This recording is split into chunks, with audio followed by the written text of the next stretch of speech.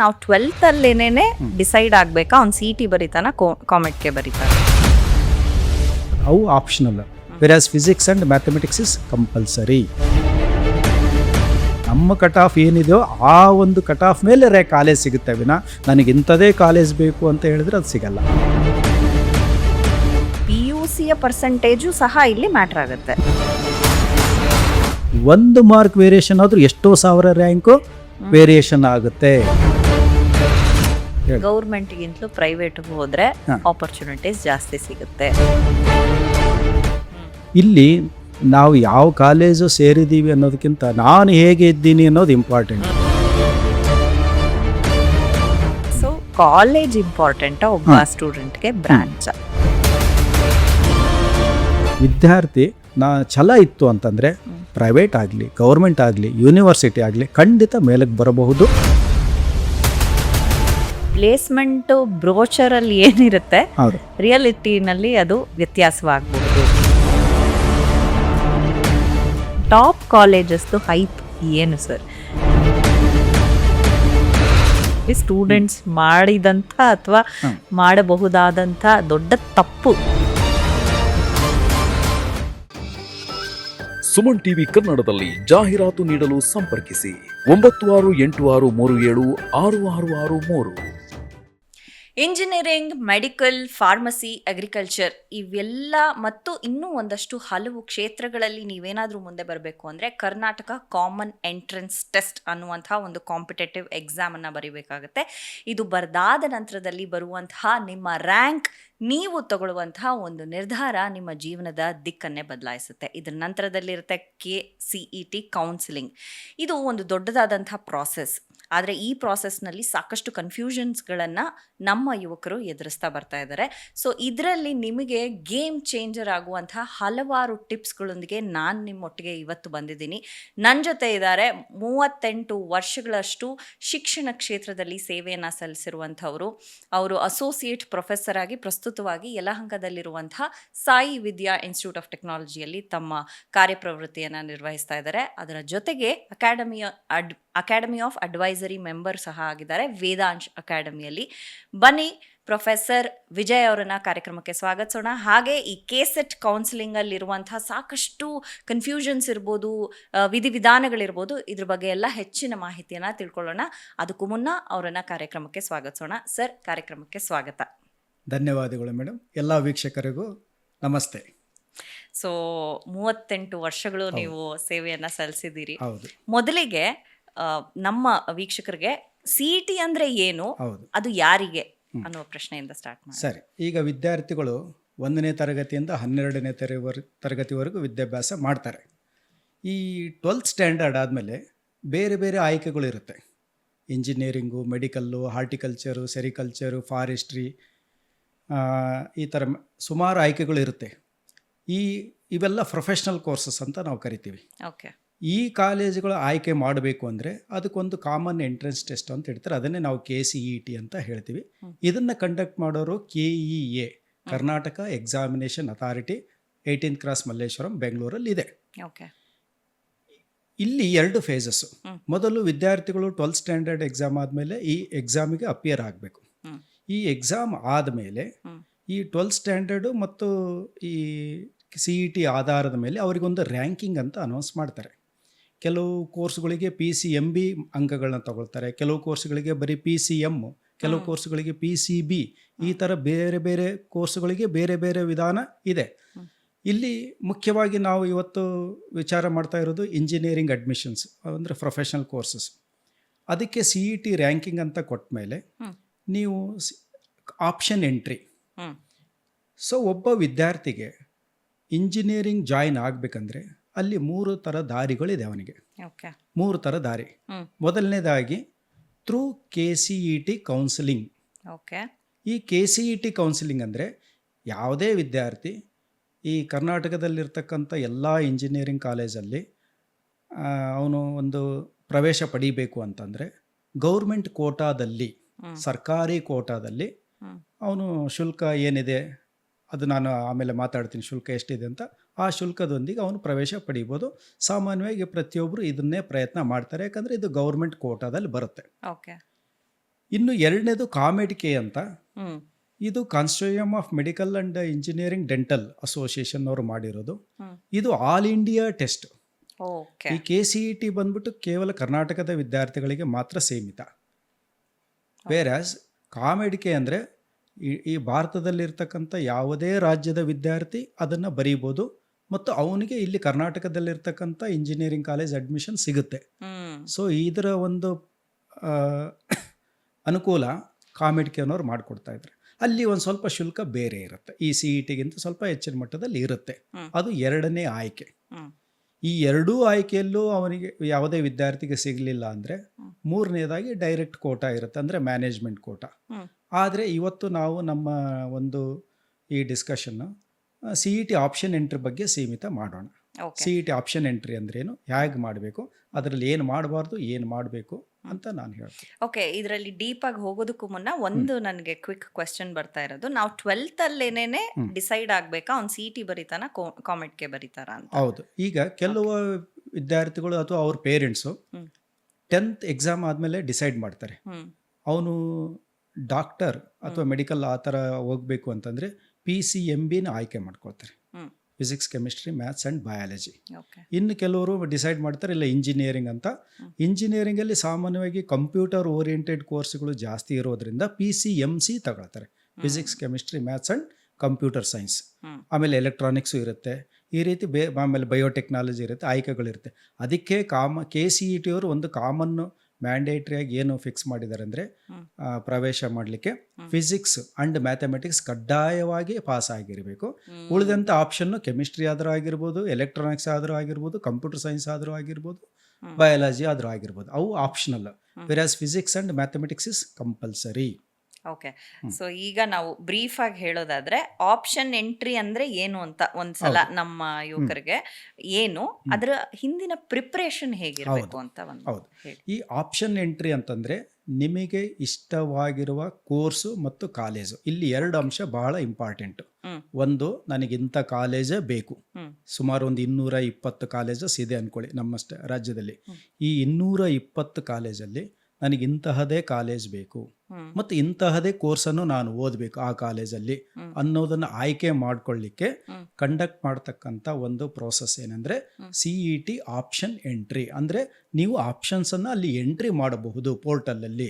ಅದಕ್ಕಿಂತ ಮುಂಚೆ ಏನೇನು ಪ್ರಕ್ರಿಯೆ ಇರುತ್ತೆ ಅಂದರೆ CET ರ್ಯಾಂಕಿಂಗ್ ಅನೌನ್ಸ್ ಆದಮೇಲೆ ಅವ್ರಿಗೊಂದು ಸೀಕ್ರೆಟ್ ಕೀ ಮತ್ತು login ID, user ID, password ಎಲ್ಲ ಕೊಡ್ತಾರೆ. ಓಕೆ, ಅವರು it is an online process.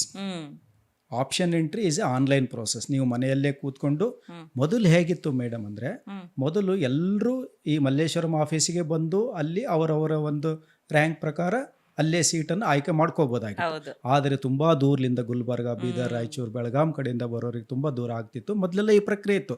ಈಗ ಸುಮಾರು ವರ್ಷದಿಂದ ಇದನ್ನು ಆನ್ಲೈನ್ ಮಾಡಿದ್ದಾರೆ. ಸೊ ಆನ್ಲೈನ್ ಮಾಡಿದ ಮೇಲೆ ಪ್ರತಿಯೊಬ್ಬ ವಿದ್ಯಾರ್ಥಿಯು ತನ್ನ ಮನೆಯಲ್ಲೇ ಕೂತ್ಕೊಂಡು CET ವೆಬ್ ಪೋರ್ಟಲ್ಗೆ ಹೋಗಿ cetonline.karnataka.gov.in ಇದು ವೆಬ್ಸೈಟ್. ಈ ವೆಬ್ಸೈಟಿಗೆ ಹೋಗಿ ಪೋರ್ಟಲಲ್ಲಿ ಹೋಗಿ ಅವರು ತಮಗೆ ಇಷ್ಟವಾಗಿರುವ ಆಯ್ಕೆಗಳನ್ನು ಮಾಡ್ಕೋಬೋದು. ಇದು CET ಪ್ರೋಸೆಸ್. ಓಕೆ, ಈಗ ಈ ಪ್ರಿಪ್ರೇಷನ್ ಅನ್ನ ಮಾಡ್ಕೊಳ್ಳುವಾಗ ನಮ್ಗಿನ್ನ ರ್ಯಾಂಕ್ ಬಂದಿರಲ್ಲ ಅಥವಾ ಬಂದ ಮೇಲೆ ರ್ಯಾಂಕ್ ಬಂದ ಮೇಲೆನೆ CET ಆಪ್ಷನ್ ಎಂಟ್ರಿ ಮಾಡೋದು. ಹಾಗಾದ್ರೆ ಈ ರ್ಯಾಂಕಿಂಗ್ ಬರ್ಬೇಕಂದಾಗ cut off main cut off is very important. So ಹೇಗೆ ಡಿಸೈಡ್ ಆಗುತ್ತೆ sir cut off? Cut off ಅಂತಂದ್ರೆ ಏನು ಅಂದರೆ, ಈಗ ಮೊದಲನೇ ರ್ಯಾಂಕಿಲಿಂದ ಸುಮಾರು 2 ಲಕ್ಷ ಚಿಲ್ಲರೆ ರ್ಯಾಂಕ್ವರೆಗೂ ಅನೌನ್ಸ್ ಮಾಡ್ತಾರೆ CET ರ್ಯಾಂಕಿಂಗು.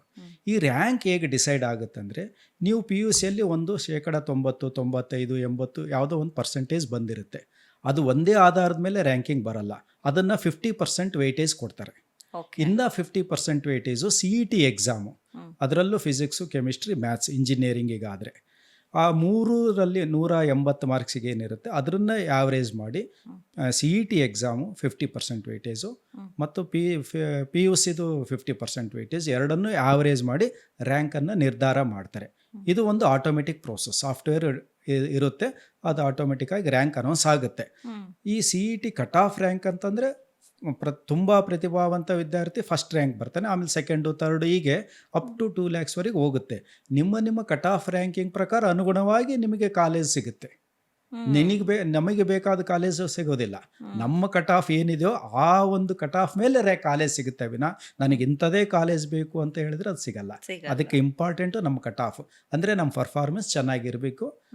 ಯಾರು ತುಂಬ ಒಳ್ಳೆ ರ್ಯಾಂಕ್ ತೆಗಿತಾರೋ ಅವರಿಗೆ ಸ್ವಲ್ಪ ಆಯ್ಕೆಗಳು ಜಾಸ್ತಿ ಇರುತ್ತೆ, ಅವ್ರಿಗೆ ಇಷ್ಟವಾದ ಕಾಲೇಜು ಮತ್ತು ಇಷ್ಟವಾದ ಕೋರ್ಸ್ ತಗೊಳ್ಳಿಕ್ಕೆ. ಸೊ ಈಗ ನಾನು ಮ್ಯಾಕ್ಸಿಮಮ್ ನನಗೆ ಹೈಯೆಸ್ಟ್ ಅಂದರೆ ಲೋಯೆಸ್ಟ್ ರ್ಯಾಂಕ್ ಇದರಲ್ಲಿ, ಸೊ ಕಡಿಮೆ ರ್ಯಾಂಕ್ ಬರಬೇಕು ಅಂತಂದ್ರೆ ನನ್ನ PUC ಪರ್ಸೆಂಟೇಜು ಸಹ ಇಲ್ಲಿ ಮ್ಯಾಟ್ರ್ ಆಗುತ್ತೆ. ಸಾಮಾನ್ಯವಾಗಿ PUC ಎಲ್ಲರೂ ಚೆನ್ನಾಗಿ ಅಂಕ ತೆಗಿತಾರೆ, ಬಟ್ ಎಲ್ಲಿ ವ್ಯತ್ಯಾಸ ಆಗುತ್ತೆ ಅಂದರೆ CET-ಯಲ್ಲಿ 180 ಮಾರ್ಕ್ಸ್, ಫಿಸಿಕ್ಸ್ 60, ಕೆಮಿಸ್ಟ್ರಿ 60, ಮ್ಯಾಥಮೆಟಿಕ್ಸ್ 60, 180 ಮಾರ್ಕ್ಸ್ಗೆ 30ರಿಂದ 180ವರೆಗೂ ವೇರಿಯೇಷನ್ ಇರುತ್ತೆ. ಕೆಲವರಿಗೆ 30 ಬರ್ಬೋದು, 32 ಬರ್ಬೋದು. 1 ಮಾರ್ಕ್ ವೇರಿಯೇಷನ್ ಆದರೂ ಎಷ್ಟೋ ಸಾವಿರ ರ್ಯಾಂಕು ವೇರಿಯೇಷನ್ ಆಗುತ್ತೆ. 60 ಬರ್ಬೋದು, 100 ಬರ್ಬೋದು. 180ಕ್ಕೆ 170 ಬಂದವನು ತುಂಬ ಒಳ್ಳೆ ರ್ಯಾಂಕ್ ಬರುತ್ತೆ. ಹಾಗೆ 30-40 ರ್ಯಾಂಕ್ ಬಂದವರು ತುಂಬ ಲೋ ರ್ಯಾಂಕ್ ಬರುತ್ತೆ. So this ranking is mainly depends on these 2 criteria, PUC result ಮತ್ತು ಬಟ್ ನಿಮ್ಗೆ ಏನ್ ಅನ್ಸುತ್ತೆ ಸರ್, ವಿತ್ ಯುವರ್ ಎಕ್ಸ್ಪೀರಿಯನ್ಸ್ ಅಂದ್ರೆ ಇಷ್ಟು ವರ್ಷದ ಎಕ್ಸ್ಪೀರಿಯನ್ಸ್ ಅಲ್ಲಿ ಒಬ್ಬ ಸ್ಟೂಡೆಂಟ್ಗೆ KCET ಮಾತ್ರ ಅಂತಾನೆ ಅವ್ನು ಡೆಡಿಕೇಟೆಡ್ ಆಗಿ ಪ್ರಿಪೇರ್ ಆಗ್ತಾನೆ.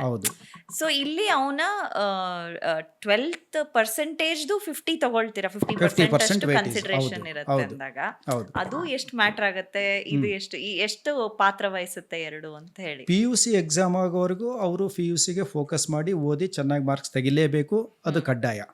ಅದಾದ ನಂತರ ನಿಮಗೇನು ಒಂದು 25 ದಿವಸದಿಂದ 1 ತಿಂಗಳು ಟೈಮ್ ಇರುತ್ತೆ CET ಎಕ್ಸಾಮಿಗೆ. ಆವಾಗ ಸೀರಿಯಸ್ ಆಗಿ ಕೆಲವ್ರು ಏನು ಮಾಡ್ತಾರೆ, ಫೋಕಸ್ ಮಾಡಿ ಪ್ರತಿನಿತ್ಯವೂ ಹಾರ್ಡ್ ವರ್ಕ್ ಮಾಡಿ CETಗೂ ಫೋಕಸ್ ಮಾಡಿ ಅಲ್ಲಿಯೂ ಒಳ್ಳೆ ಮಾರ್ಕ್ಸ್ ತೆಗಿತಾರೆ. ಇನ್ನು ಕೆಲವು ವಿದ್ಯಾರ್ಥಿಗಳು ಏನಂದರೆ ಸ್ವಲ್ಪ PUC ಎಕ್ಸಾಮ್ ಆದಮೇಲೆ ರಿಲ್ಯಾಕ್ಸ್ ಆಗಿ ಸ್ವಲ್ಪ ಫೋಕಸ್ ಕಡಿಮೆ ಮಾಡಿದರೆ ಅಲ್ಲಿ ಒಂದು ಸ್ವಲ್ಪ ಕಡಿಮೆ ಆಗುತ್ತೆ. ಇದು ಅವರವರ ವಿದ್ಯಾರ್ಥಿಗಳ ಒಂದು ಅನುಗುಣವಾಗಿ ಹಾರ್ಡ್ ವರ್ಕ್ ಮೇಲೆ ಡಿಪೆಂಡ್ ಆಗುತ್ತೆ. ಓಕೆ ಸರ್, ಹಂಗೆ ಕೇಳ್ಪಟ್ಟಿರೋದು ಕನ್ನಡ ಲ್ಯಾಂಗ್ವೇಜೂ ಇರುತ್ತೆ ಟೆಸ್ಟ್ ಅಂತ. ಕನ್ನಡ ಲ್ಯಾಂಗ್ವೇಜ್ ಯಾರಿಗೆ ಅಂತಂದ್ರೆ ಈ ಪ್ರವರ್ಗ ಅಂತ ಮಾಡಿದ್ದಾರೆ, class A, class B, class C, class D up to class O ಅಂತ ಈ ಒಂದು ಬುಲೆಟಿನ್ನಲ್ಲಿದೆ. CET ಬುಲೆಟಿನ್ನಲ್ಲಿ ಈ class A, class B, class C ಅಂದರೆ ಒಬ್ಬೊಬ್ಬ ವರ್ಗದವರಿಗೆ ಒಂದೊಂದು ಕ್ಲಾಸ್ ಮಾಡಿದ್ದಾರೆ. ಕರ್ನಾಟಕದಲ್ಲೇ ಇದ್ದು 12 ವರ್ಷ ಓದ್ದವರು, ಕರ್ನಾಟಕದಲ್ಲೇ ಇದ್ದು 7 ವರ್ಷ ಓದ್ದವರು, ತಂದೆ ತಾಯಿ ಇಲ್ಲಿ ಓದಿ ಮಕ್ಕಳು ಬೇರೆ ಕಡೆ ಓದ್ದವರು, ಮಕ್ಕಳು ಇಲ್ಲಿ ಓದಿ ತಂದೆ ತಾಯಿ ಇಲ್ಲಿ ಹುಟ್ಟಿದವರಿಗೆ ಒಂದು ವರ್ಗ. ಆಮೇಲೆ ಕೆಲವರು ಗಡಿನಾಡು ಕನ್ನಡಿಗರು, ಕೆಲವರು ಈಗ ಬೇರೆ ರಾಜ್ಯಕ್ಕೆ ಬೇರೆ ದೇಶಕ್ಕೆ ಹೋದವರು, ಅವರು ಇಲ್ಲಿ ತೆಗಿಬೇಕಂದ್ರೆ ಅದೆಲ್ಲ ಒಂದು ಕ್ಲಾಸಸ್ ಇದೆ. ಇಲ್ಲಿ 7 ವರ್ಷ ಓದಿ ತಂದೆ ತಾಯಿ ಬೇರೆ ಕಡೆ ಸೆಟ್ಲ್ ಆಗಿದ್ರೆ ಅವರಿಗೆ ಒಂದು ಕನ್ನಡ ಲ್ಯಾಂಗ್ವೇಜ್ ಟೆಸ್ಟ್ ಅಂತೂ ಇಡ್ತಾರೆ. ಅದೆಲ್ಲ ವೆಬ್ಸೈಟ್ ಸೂಚನೆಯಲ್ಲಿ ಯಾಕೆ ಕೇಳಿದೆ ಅಂದ್ರೆ, ಹೌದು, ನಮ್ಮ ಕರ್ನಾಟಕದಲ್ಲಿ ಅಥವಾ ಬೆಂಗಳೂರಲ್ಲೇ ತಗೊಂಡ್ರೆ ಬೇರೆ ರಾಜ್ಯಗಳಿಂದ ಬರೋರೆ ಸಾಕಷ್ಟು ವಿದ್ಯಾರ್ಥಿಗಳಿದ್ದಾರೆ ಇಲ್ಲಿ ವಿದ್ಯಾಭ್ಯಾಸ ಮಾಡ್ಬೇಕು ಅಂತ. ವಲಸೆ ಬಂದವರು ಸಾಕಷ್ಟು ಜನ ಇದ್ದಾರೆ. ಸೊ ಅವರಿಗೆ ಕನ್ನಡ ಕಂಪಲ್ಸರಿ ಆಗಿರುತ್ತಾ ಮತ್ತೆ ಅದ್ರ ಮಾರ್ಕ್ಸ್ ಪರಿಗಣಿಸ್ತಾರ ಅಂತ. ಇದರಲ್ಲಿ ಒಂದು ಪರ್ಟಿಕ್ಯುಲರ್ ಕ್ಲಾಸ್ ಏನಂತಂದ್ರೆ, ಈ ಗಡಿನಾಡು ಅಂತ ಕೆಲವು ಈ ಜಕ್ಕತ್ತು, ಸೊಲಾಪುರ, ಮಹಾರಾಷ್ಟ್ರ ಗಡಿ ಭಾಗದಲ್ಲಿ ಇರ್ತಕ್ಕಂಥದ್ದು, ಮತ್ತು ಹೊಸನಗರ, ಕಾಸರಗೋಡು, ಈ ಕೇರಳ ಬಾರ್ಡ್ರು, ಮಂಗಳೂರು ಹತ್ರ ಇರ್ತಕ್ಕಂಥದ್ದು, ಈ ಪ್ರದೇಶದಲ್ಲಿರೋರಿಗೆ ಅವರು ಜಸ್ಟ್ ಬಾರ್ಡ್ರಲ್ಲಿ ಇರ್ತಾರೆ, ಬಟ್ ಅವ್ರಿಗೆ ಎಲಿಜಿಬಿಲಿಟಿ ಇದೆ. ಅವ್ರು ಕನ್ನಡನ ಕಡ್ಡಾಯವಾಗಿ ಪರೀಕ್ಷೆ ಪಾಸ್ ಮಾಡಬೇಕು ಅಂತ ಒಂದು ಕ್ಲಾಸ್ ಇದೆ. ಆ ಕ್ಲಾಸಸ್ ಎಲ್ಲ ನಮಗೆ ದಿಕ್ಸೂಚಿಯಲ್ಲಿ ಕೊಟ್ಟಿದ್ದಾರೆ. ವೆಬ್ಸೈಟಲ್ಲಿ ಹೋದರೆ 53 ಪುಟಗಳ ಒಂದು ಫುಲ್ PDF ಕಾಪಿ ಇದೆ. ಅದನ್ನು ಪೂರ್ತಿ ಕಡ್ಡಾಯವಾಗಿ ಎಲ್ಲರೂ ಓದಬೇಕು. ಎಷ್ಟು ಜನ ಓದಬೇಕಂತ ನಾನು ಸಜೆಸ್ಟ್ ಮಾಡ್ತೀನಿ. ಓಕೆ, ಸೊ ಈಗ ಕಾಲೇಜಸ್ ಬಗ್ಗೆ ಮಾತಾಡೋದು, government college versus private college. ಹೌದು, ಇಲ್ಲಿ ನೀವು ಗೌರ್ಮೆಂಟು ಪ್ರೈವೇಟ್ ಅಂತ ಎರಡೇ ಹೇಳಿದ್ರಿ. ಆಕ್ಚುಲಿ ಒಂದು 5-6 ಥರದ್ದಿದೆ. Autonomous, private universities, deemed be universities, ಗೌರ್ಮೆಂಟಲ್ಲೇ ಪ್ಯೂರ್ ಗೌರ್ಮೆಂಟು, ಏಡೆಡ್ ಕಾಲೇಜಸ್ಸು, ಈ ಥರ ವಿಧವಾದ ಕಾಲೇಜುಗಳಿದೆ. ಮೊದಲಿಗೆ ಪ್ಯೂರ್ ಗೌರ್ಮೆಂಟ್ ಕಾಲೇಜಸ್ ಅದು ಒಂದು 2-3 ಮಾತ್ರ ಆ ಥರದ್ದಿದೆ. ಇನ್ನು ಏಡೆಡ್ ಕಾಲೇಜಸ್ ಅವು ಲಿಮಿಟೆಡ್ ಇದೆ. ಸೊ ಗೌರ್ಮೆಂಟು, ಆಮೇಲೆ ಗೌರ್ಮೆಂಟ್ ಏಡೆಡ್ ಕಾಲೇಜಸ್ಸು, ಆಮೇಲೆ ಪ್ರೈವೇಟ್ ಕಾಲೇಜಸ್ಸು, ಆಮೇಲೆ ಗೌರ್ಮೆಂಟಲ್ಲೂ ಅನ್ಏಡೆಡ್ ಕೋರ್ಸಸ್ ಇದೆ. ಕಾಲೇಜ್ ಗೌರ್ಮೆಂಟ್ ಇರುತ್ತೆ. ಮೊದಲು ಮೆಕ್ಯಾನಿಕಲ್, ಸಿವಿಲ್, ಎಲೆಕ್ಟ್ರಿಕಲ್ ಎಲ್ಲ ಏಡೆಡ್ ಕೋರ್ಸ್ಗಳು ಇರುತ್ತೆ. ಇತ್ತೀಚೆಗೆ ಬಂದ ಕೋರ್ಸ್ಗಳು ಏಡೆಡ್ ಆಗಿರೋದಿಲ್ಲ. ಅನ್ಏಡೆಡ್ ಕೋರ್ಸಸ್ಸು, ಏಡೆಡ್ ಕೋರ್ಸಸ್ ಅಂತ ಗೌರ್ಮೆಂಟ್ ಕಾಲೇಜಲ್ಲೇ ಇರುತ್ತೆ. ಆಮೇಲೆ ಪ್ರೈವೇಟ್ ಯೂನಿವರ್ಸಿಟೀಸು, ಹೀಗೆ ವಿಧ ಇದೆ. ಈಗ ವಿದ್ಯಾರ್ಥಿಗಳು ಅವರವರ ಒಂದು ಇದಕ್ಕೆ ಶಕ್ತಿಗೆ ಅನುಗುಣವಾಗಿ, ಫಾರ್ ಎಕ್ಸಾಂಪಲ್ ಗೌರ್ಮೆಂಟ್ ಕಾಲೇಜಲ್ಲಿ ಶುಲ್ಕ ಕಡಿಮೆ, ಸುಮಾರು ಒಂದು 35,000ದಿಂದ 45,000 ರೂಪಾಯಿ ಪರ್ ಇಯರ್ ಇರುತ್ತೆ. ಗೌರ್ಮೆಂಟ್ ಕಾಲೇಜಲ್ಲಿ ಶುಲ್ಕ ಕಡಿಮೆ, ಕೆಲವರು ಅದಕ್ಕೆ ಹೋಗ್ತಾರೆ. ಇನ್ನು ಕೆಲವರು ಪ್ರೈವೇಟಲ್ಲಿ building, infrastructure, quality of education, teaching, ಅಲ್ಲಿರ್ತಕ್ಕಂಥ ಫೆಸಿಲಿಟೀಸು, ಅಲ್ಲಿ ಪ್ಲೇಸ್ಮೆಂಟ್ ಡೀಟೇಲ್ಸ್, ಇನ್ನೇನೇನೋ ಪ್ಯಾರಾಮೀಟರ್ಸ್ ನೋಡಿ ಪ್ರೈವೇಟ್ ಕಾಲೇಜ್ಗೆ ಹೋಗ್ತಾರೆ. ಇನ್ನು ಕೆಲವರು ಪ್ರೈವೇಟ್ ಯೂನಿವರ್ಸಿಟಿಗೆ ಹೋಗ್ತಾರೆ. ಇದು ಅವರವರ ಒಂದು ಇಚ್ಛೆಗೆ ಅನುಗುಣವಾಗಿ ಬಿಟ್ಟಿದ್ದು. ಓಕೆ. ಸೊ ಬಟ್ ಈಗ ನನಗೆ ಗೌರ್ಮೆಂಟ್ ಸೀಟ್ ಸಿಗಬೇಕು ಅಂದ್ರೆ ನನ್ನ ರ್ಯಾಂಕ್ ಎಷ್ಟು ಸ್ಲ್ಯಾಬ್ ಒಳಗಡೆ ಇದ್ರೆ ಅಂತ ಏನಾದ್ರು ಸ್ಪೆಸಿಫಿಕೇಶನ್ ಇದೆ? ಆ ಥರ ಸ್ಪೆಸಿಫಿಕೇಶನ್ ಇಲ್ಲ. ಬಟ್ ಪ್ರತಿ ವರ್ಷ KA ವೆಬ್ಸೈಟ್ನವರು ಪ್ರೀವಿಯಸ್ ಇಯರ್ ಕಟ್ ಆಫ್ ರ್ಯಾಂಕನ್ನು ಅನೌನ್ಸ್ ಮಾಡ್ತಾರೆ. ಓಕೆ. ನೀವು KA ವೆಬ್ಸೈಟ್ಗೆ ಹೋಗ್ಬಿಟ್ಟು UGCET 2025, 24, 23 ಅಂತ ಅಲ್ಲಿ ಡ್ರಾಪ್ ಡೌನ್ನಲ್ಲಿ ಕ್ಲಿಕ್ ಮಾಡಿ ಕಟ್ ಆಫ್ ರ್ಯಾಂಕ್ ಅಂತ ಹೊಡೆದ್ಬಿಟ್ರೆ ಕಂಪ್ಲೀಟ್ ಆಲ್ 200+ ಕಾಲೇಜಸ್ದು ಕಟ್ ಆಫ್ ರ್ಯಾಂಕ್ ಸಿಗುತ್ತೆ. ಬರೀ ಕಾಲೇಜ್ ಕಟ್ ಆಫ್ ರ್ಯಾಂಕ್ ಅಲ್ಲ, ನಿಮ್ಮ ಕೋರ್ಸ್ಗಳಿಗೂ ಕಟ್ ಆಫ್ ರ್ಯಾಂಕ್ ಸಿಗುತ್ತೆ. ಅದನ್ನು ಪ್ರಿಂಟ್ಔಟ್ ತಗೊಂಡು ಹುಡುಗರು ಚೆಕ್ ಮಾಡ್ಕೋಬೇಕು, ನನ್ನ ಈ ಕಟ್ ಆಫ್ ರ್ಯಾಂಕಿಗೆ ಯಾವ ಕಾಲೇಜು ಮತ್ತು ಯಾವ ಕೋರ್ಸು ಸಿಗಬಹುದು ಅಂತ. ಬಟ್ ಅದು ಓನ್ಲಿ ಟೆಂಟೇಟಿವ್, ಅದು ಒಂದು ಮಾರ್ಗದರ್ಶಿ. ಕಡ್ಡಾಯವಾಗಿ ಅಲ್ಲೇ ಸಿಗುತ್ತೆ ಅಂತ ನಾವು ಹೇಳಲೂಬಾರ್ದು, ಅದು ತಪ್ಪಾಗುತ್ತೆ. ಇದು ಒಂದು ಇಂಡಿಕೇಶನ್, ಪ್ರೀವಿಯಸ್ ಇಯರ್ ಈ ಥರ ಇತ್ತು, ಇಂಡಿಕೇಶನ್. ಈ ಇಯರ್ ಚೇಂಜ್ ಆಗ್ಬೋದು, ಯಾಕೆಂದರೆ ಈ ಇಯರಲ್ಲಿ ಸುಮಾರು ಕಾಲೇಜಲ್ಲಿ ಕೆಲವು ಕೋರ್ಸ್ಗಳು ಆ್ಯಡ್ ಆಗಿರುತ್ತೆ. ಫಾರ್ ಎಕ್ಸಾಂಪಲ್, ಈಗ ನಾನು ವರ್ಕ್ ಮಾಡ್ತಕ್ಕಂಥ ಸಾಯಿ ವಿದ್ಯಾ ಇನ್ಸ್ಟಿಟ್ಯೂಷನ್ನಲ್ಲಿ ಈ ವರ್ಷ ನಾವು ಸೈಬರ್ ಸೆಕ್ಯೂರಿಟಿ ಅಂತ ಒಂದು ಕೋರ್ಸ್ ಆ್ಯಡ್ ಮಾಡಿದ್ದೀವಿ, ಕಂಪ್ಯೂಟರ್ ಸೈನ್ಸ್ ಬಿಸ್ನೆಸ್ ಸಿಸ್ಟಮ್ಸ್ ಅಂತ ಆ್ಯಡ್ ಮಾಡಿದ್ದೀವಿ. ಕೆಲವು ಕೋರ್ಸ್ಗಳು ಆ್ಯಡ್ ಆಗುತ್ತೆ. ಸೊ ಅದರ ಸಂಖ್ಯೆ ಜಾಸ್ತಿ ಆಗುತ್ತೆ, ಕಟ್ ಆಫ್ ರ್ಯಾಂಕ್ ಬೇರೆ ಆಗುತ್ತೆ ಪ್ರೀವಿಯಸ್ ಇಯರ್ಗಿಂತ. ಹೀಗೆ ಇದಕ್ಕೆಲ್ಲ ಸುಮಾರು ಫ್ಯಾಕ್ಟರ್ಸ್ ಇದೆ. ಸರ್, ಹಾಗೆ ಸ್ಟೂಡೆಂಟ್ಸ್ ಅಲ್ಲಿ ಒಂದು ನಂಬಿಕೆ ಇದೆ, ಸ್ಟೂಡೆಂಟ್ಸ್ ಅಲ್ಲ ಇನ್ನು ಬಹುಶಃ ಪೇರೆಂಟ್ಸ್ ಅಲ್ಲೂ ಇದೆ, ಗೌರ್ಮೆಂಟ್ಗಿಂತಲೂ ಪ್ರೈವೇಟ್ಗೆ ಹೋದ್ರೆ ಆಪರ್ಚುನಿಟೀಸ್ ಜಾಸ್ತಿ ಸಿಗುತ್ತೆ ಅಂತ. ಅದು ಪ್ರಚಲಿತ ಇರ್ಬೋದು, ಅದು 100% ಕರೆಕ್ಟು ಅಂತ ನಾನು ಹೇಳೋಕ್ಕಾಗಲ್ಲ. ಯಾಕಂದ್ರೆ ನಾನು 38 ವರ್ಷದ ಒಂದು ನನ್ನ ವೃತ್ತಿಯಲ್ಲಿ ನಾನು ನೋಡಿದ್ದೀನಿ. ಇಲ್ಲಿ ನಾವು ಯಾವ ಕಾಲೇಜು ಸೇರಿದ್ದೀವಿ ಅನ್ನೋದಕ್ಕಿಂತ ನಾನು ಹೇಗೆ ಇದ್ದೀನಿ ಅನ್ನೋದು ಇಂಪಾರ್ಟೆಂಟ್. ನಾನು ನನ್ನ ಸರ್ವಿಸಲ್ಲಿ ನೋಡಿದ್ದೀನಿ, ತುಂಬ ಗೌರ್ಮೆಂಟ್ ಕಾಲೇಜ್ ಆಗಲಿ ಎಂಥ ಕಾಲೇಜಲ್ಲಿ ಆದರೂ ಓದಿ ಮೇಲೆ ಬಂದಿರೋರು ಸುಮಾರಿದ್ದಾರೆ. ಆಮೇಲೆ ಎಂಥ ಒಳ್ಳೆ ಕಾಲೇಜಲ್ಲೂ ಅಡ್ಮಿಷನ್ ತೊಗೊಂಡು ನೌಕರಿ ಸಿಗಲಾರ್ದೆ ಪರದಾಡಿರೋರು ಇದ್ದಾರೆ. ಆದರೆ ಇವೆಲ್ಲ ಕೆಲವು ಎಕ್ಸಾಂಪಲ್ಸ್. ಬಟ್ ಇವೆಲ್ಲ ಸೋಷಿಯಲ್ ಟ್ರೆಂಡ್ಸು. ನಾನು ಅಲ್ಲೇ ಹೋದರೆ ಒಳ್ಳೆಯದು, ಇಲ್ಲೇ ಹೋದರೆ ಒಳ್ಳೆಯದು, ಕೆಲವರ ಭಾವನೆಗಳು, ಕೆಲವು ಅವರ ಇದು ನಂಬಿಕೆಗಳಿಗೆ ನಾವು ಏನು ಮಾತಾಡೋದು, ಭಾವಕ್ಕೆ ಅವರವರ ಭಕುತಿಗೆ. ಹೌದು ಮೇಡಮ್. ಆದರೆ ನನ್ನ ಒಂದು ಇಲ್ಲಿ ಸಲಹೆ ಏನಂತಂದರೆ, ವಿದ್ಯಾರ್ಥಿ ಸೀರಿಯಸ್ ಆಗಿದ್ದು ಛಲ ಇತ್ತು ಅಂತಂದರೆ ಪ್ರೈವೇಟ್ ಆಗಲಿ ಗೌರ್ಮೆಂಟ್ ಆಗಲಿ ಯೂನಿವರ್ಸಿಟಿ ಆಗಲಿ ಖಂಡಿತ ಮೇಲಕ್ಕೆ ಬರಬಹುದು, ಅದರಲ್ಲಿ ಸಂಶಯನೇ ಇಲ್ಲ. ಓಕೆ. ಹಾಗೆ ಇದರಲ್ಲಿ ಸಾಕಷ್ಟು ಬ್ರಾಂಚಸ್ಗಳಿವೆ ಅಂತ ನಾವು ಅವಾಗಲೇ ಮಾತಾಡ್ತಾ ಇದ್ವಿ. ಸೊ ಕಾಲೇಜ್ ಇಂಪಾರ್ಟೆಂಟಾ ಒಬ್ಬ ಸ್ಟೂಡೆಂಟ್ಗೆ ಬ್ರಾಂಚ್? ಕರೆಕ್ಟ್. ಈಗ ಬ್ರಾಂಚಸ್ ಅಂದರೆ ಸ್ವಲ್ಪ ನಾನು ಬ್ರಾಂಚಸ್ ಬಗ್ಗೆ ಮಾಹಿತಿ ಕೊಡಲಿಕ್ಕೆ ಇಷ್ಟಪಡ್ತೀನಿ. ಮೊದಲು ಹೇಗಿತ್ತು ಅಂದರೆ ಕೋರ್ ಬ್ರಾಂಚಸ್ಸು ತುಂಬ ಇತ್ತು. Civil engineering, mechanical engineering, electrical engineering, ಈ ಥರ ಇವೆಲ್ಲ ಕೋರ್ ಬ್ರಾಂಚಸ್ ಸ್ಟಾರ್ಟಿಂಗ್. ಇತ್ತೀಚೆಗೆ ಅವಾಗ ನಮಗೆ 91, 92ನಲ್ಲಿ ಈ IT ರೆವಲ್ಯೂಷನ್ ಅಂತ ಏನು ಆಯಿತು, ಅವಾಗಲಿಂದ ಕಂಪ್ಯೂಟರ್ ಸೈನ್ಸ್ ಅಂತ ಒಂದು ಬ್ರ್ಯಾಂಚಿಗೆ ಡಿಮ್ಯಾಂಡ್ ಬಂತು. ಸೊ ಈ ಡಿಮ್ಯಾಂಡ್ ಜಾಸ್ತಿ ಆದಂಗೆಲ್ಲ ಇನ್ನೂ ಅದಕ್ಕೆ ಪೂರಕವಾಗಿ information science, IT branch, IoT, cyber security, ಇತ್ತೀಚೆಗಂತೂ artificial intelligence, data science, cyber security ಸುಮಾರು ಬ್ರ್ಯಾಂಚುಗಳು ಬಂದಿದೆ.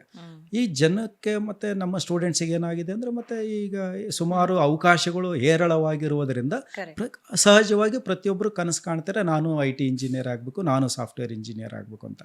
ಸೊ ಹಾಗಾಗಿ ಈಗ ಸದ್ಯದ ಮಟ್ಟಿಗೆ ಕಂಪ್ಯೂಟರ್ ಸೈನ್ಸ್ ಮತ್ತು ಅದರ ರಿಲೇಟೆಡ್ ಎಸ್ಪೆಷಲಿ ಆರ್ಟಿಫಿಷಿಯಲ್ ಇಂಟೆಲಿಜೆನ್ಸ್ ಮತ್ತು ಡಾಟಾ ಸೈನ್ಸ್ ಈ ಥರದ್ದು ಕೋರ್ಸ್ಗಳಿಗೆ ತುಂಬ ಬೇಡಿಕೆ ಇರೋದ್ರಿಂದ ಕೆಲವರು ಏನು ಮಾಡ್ತಾರೆ, ನನಗೆ ಈ ಕೋರ್ಸೇ ಬೇಕು, ಯಾವುದೇ ಕಾಲೇಜ್ ಆದರೂ ಪರವಾಗಿಲ್ಲ ಅಂತ ಕೆಲವ್ರದ್ದು.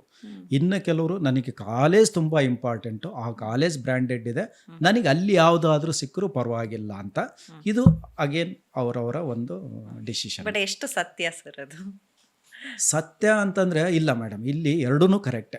ನಾನು ನೋಡಿದ್ದೀನಿ, ಎರಡೂ ಕರೆಕ್ಟೇ. ಈಗ ಏನಾಗುತ್ತೆ, ನಿಮಗೆ ಒಂದು ಟಾಪ್ ಬ್ರ್ಯಾಂಡೆಡ್ ಕಾಲೇಜ್ ಅಂತ ಹೇಳಿದ್ರಿ, ಆ ಬ್ರ್ಯಾಂಡೆಡ್ ಕಾಲೇಜ್ ಹೇಗೆಂದರೆ ಸುಮಾರು ಹಳೆಯ ಕಾಲೇಜ್ ಇರುತ್ತೆ, ಎಲ್ಲ ಕಂಪ್ನಿಗಳು ಎವ್ರಿ ಇಯರ್ ಅಲ್ಲಿ ಪ್ಲೇಸ್ಮೆಂಟ್ ಬರ್ತಾ ಇರುತ್ತೆ. ಅವಾಗ ವಿದ್ಯಾರ್ಥಿಗೆ ಏನಾಗುತ್ತೆ, ನಾನಲ್ಲಿ ಯಾವುದೇ ಕೋರ್ಸ್ ಸಿಕ್ಕರೂ ಅಟ್ಲೀಸ್ಟ್ ನನಗೊಂದು ಪ್ಲೇಸ್ಮೆಂಟ್ ಆಗುತ್ತೆ ಅನ್ನೋ ಒಂದು ಆಸೆ ಇರುತ್ತೆ.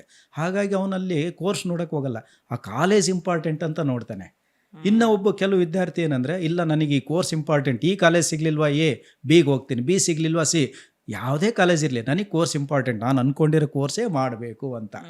ಸೊ ಅದು ಪ್ಯೂರ್ಲಿ ಅವ್ರ ಡಿಸಿಷನ್. ಓಕೆ. ಹಾಗೆ ಇವಾಗ ನೀವು ಪ್ಲೇಸ್ಮೆಂಟ್ಸ್ ಬಗ್ಗೆ ಮಾತಾಡುವಾಗ ಅದರದ್ದು ಒಂದಿದೆ ಸರ್, ಅಂದರೆ ಏನು ಪರಿಕಲ್ಪನೆ ಅಂದರೆ ಪ್ಲೇಸ್ಮೆಂಟು ಬ್ರೋಚರಲ್ಲಿ ಏನಿರುತ್ತೆ ರಿಯಾಲಿಟಿನಲ್ಲಿ ಅದು ವ್ಯತ್ಯಾಸವಾಗಬಹುದು. ಅಥವಾ ಮೋಸ್ಟ್ ಆಫ್ ದ ಟೈಮ್ಸ್ ಅದು ವ್ಯತ್ಯಾಸವಾಗುತ್ತೆ. ಯಾಕಂದ್ರೆ ಒಬ್ರಿಗೋ ಇಬ್ರಿಗೋ ಹೈಯೆಸ್ಟ್ LPA ಸಿಕ್ಕಿರ್ಬೋದು, ಹೌದೌದು. ಒಳ್ಳೆ ಕಂಪ್ನಿನಲ್ಲಿ ಪ್ಲೇಸ್ಮೆಂಟ್ ಅಲ್ಲ, ಆಗಿರ್ಬೋದು. ಅದು 100% ಕರೆಕ್ಟ್. ಅದಕ್ಕೆ ನಾವು ನಮ್ಮ ಕಾಲೇಜ್ ಬ್ರೋಚರಲ್ಲಿ ನಾವೇನು ಕೊಟ್ಟಿದ್ದೀವಿ ಅಂತಂದರೆ, ನಾವು ಒಂದು ನಂಬರು ಹೈಯೆಸ್ಟ್ ಪ್ಯಾಕೇಜ್ ಎಷ್ಟಿದೆ ಅಂತ ಕೊಟ್ಟಿದ್ದೀವಿ, ಆಮೇಲೆ ಲೋಯೆಸ್ಟ್ ಪ್ಯಾಕೇಜ್ ಎಷ್ಟಿದೆ ಅಂತ ಕೊಟ್ಟಿದ್ದೀವಿ, ಯಾವರೇಜ್ ಪ್ಯಾಕೇಜ್. ಯಾವುದೇ ಒಂದು ವಿದ್ಯಾರ್ಥಿ ಈ ಹೈಯೆಸ್ಟ್ ಪ್ಯಾಕೇಜನ್ನು ನೋಡಿ ಅಟ್ರಾಕ್ಟ್ ಆಗಬಾರ್ದು. ಹೈಯೆಸ್ಟ್ ಪ್ಯಾಕೇಜ್ ಯಾರೋ ಒಬ್ಬರಿಗೆ ಇಬ್ಬರಿಗೆ ಸಿಕ್ಕಿರುತ್ತೆ, ನೀವು ಹೇಳ್ದಂಗೆ 40 ಲಕ್ಷ, 50 ಲಕ್ಷ, 60 ಲಕ್ಷ. ಲೋಯೆಸ್ಟ್ ಪ್ಯಾಕೇಜ್ ಕೂಡ ಇರುತ್ತೆ 3 ಲಕ್ಷ. ಅದು ರಿಯಾಲಿಟಿ ಕೂಡ. ಬಟ್ ಯಾವರೇಜ್, ನಮ್ಮ college average package for example 7.5 lakhs 8 lakhs ಅಂದ್ಕೊಳ್ಳಿ. ಅಂದರೆ ಯಾವರೇಜ್ ಆಗಿ ಅಲ್ಲಿರ್ತಕ್ಕಂಥ ಸ್ಟೂಡೆಂಟ್ಸಿಗೆ ಆ ಪ್ಯಾಕೇಜ್ ಸಿಕ್ಕಿದೆ ಅಂದರೆ ದಟ್ ಈಸ್ ರಿಯಾಲಿಟಿ. ಈಗ ಸರ್ ಅಲ್ಲಿ 33 ಲಕ್ಷ ಸಿಕ್ಕಿದೆ, ನನಗೂ ಸಿಗುತ್ತಾ? ಇಲ್ಲ, ನಿಮಗೆ ಬ್ರಿಲಿಯಂಟ್ ಇದ್ದರೆ depends on how brilliant you R.